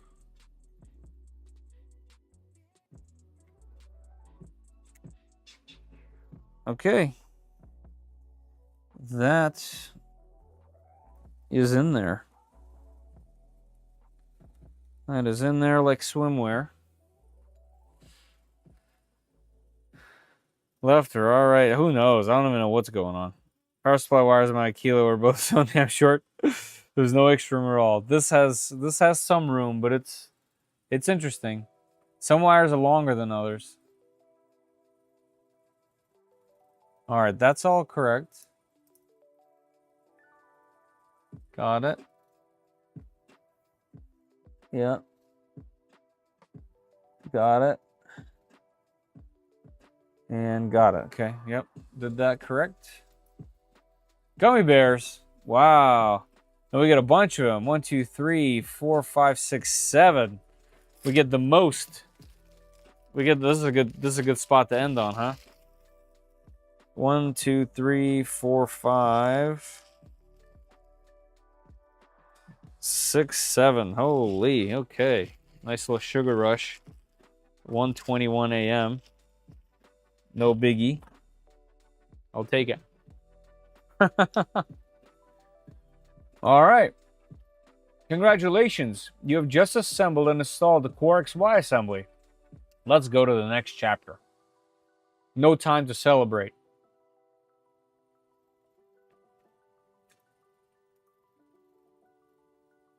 Same tools. Oh yeah, extruder time.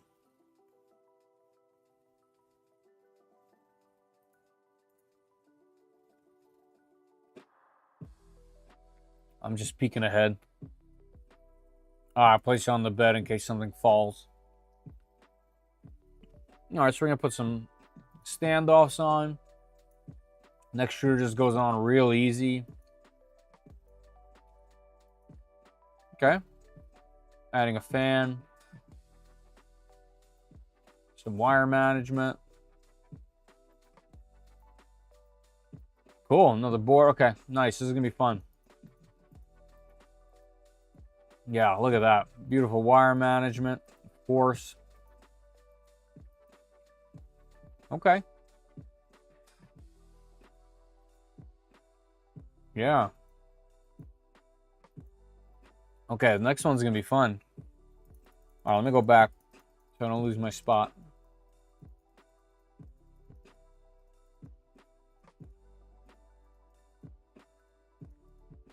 We are here. Okay. I'd be on the floor. Yeah, that'll be a disaster. All right, let me clean up some of these tools. I will need most of these tools for the next stream, but that's okay.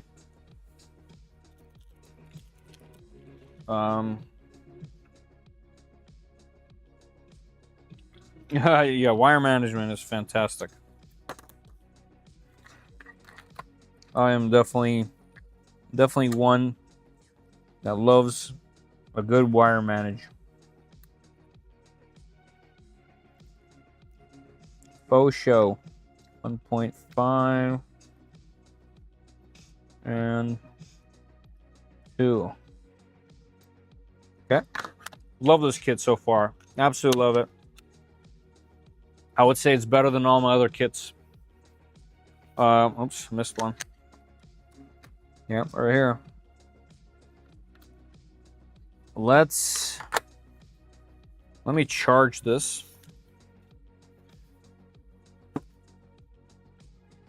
Because I haven't. So that'll be set up. I'm gonna have to print my new tools because I broke it. Probably do like some nylon or something. All this I'm gonna have to somehow very carefully put away, and do it in a way where everything stays in its spot. My desk is a nightmare. But yeah, that was a fun stream. Really long one. Really long one. But check this out. Hold on. Hold up. Hold up. I gotta flip this mount. Flip it this way. Loosen. Flip it.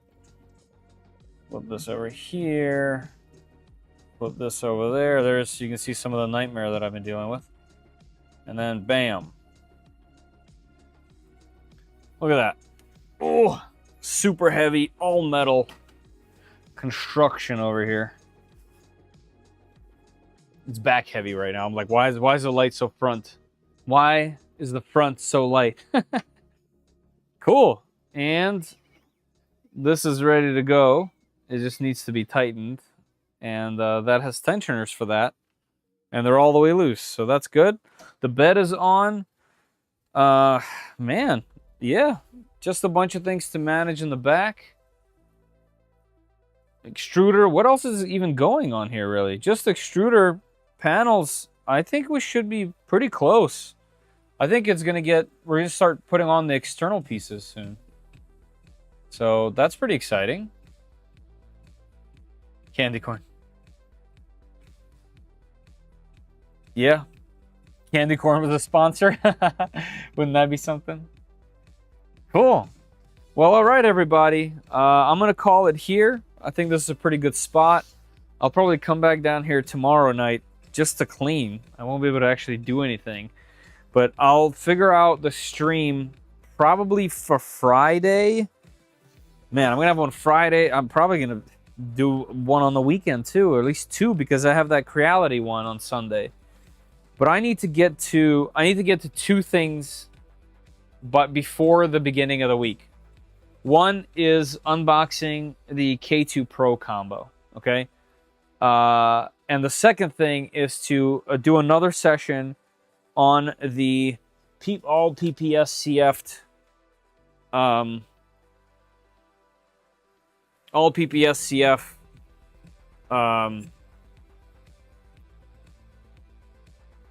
come on, words, brain. What are you doing to me here? Death Racer. I have to go read it off the box. All PPS CF Death Racer. This thing needs to be built before the event at the end of this month. So if I have to put the Prusa on hold to get this done, this one's a little bit more important. So just because I'll be in the event. We're doing that. A lot to do. A lot of exciting stuff. Thanks, Zumi. You tried. Okay, everybody. I'm going to call it here. Thank you for being here. Thank you to our sponsor, Polymaker, as well as the other channel sponsors, Multiboard. Couldn't do it with you. Yeah, that has a deadline. Exactly. All right, y'all. I'm going to jump back in soon. Time for some sleep. All right, everybody. Thanks for being here. I'll catch y'all later. Peace.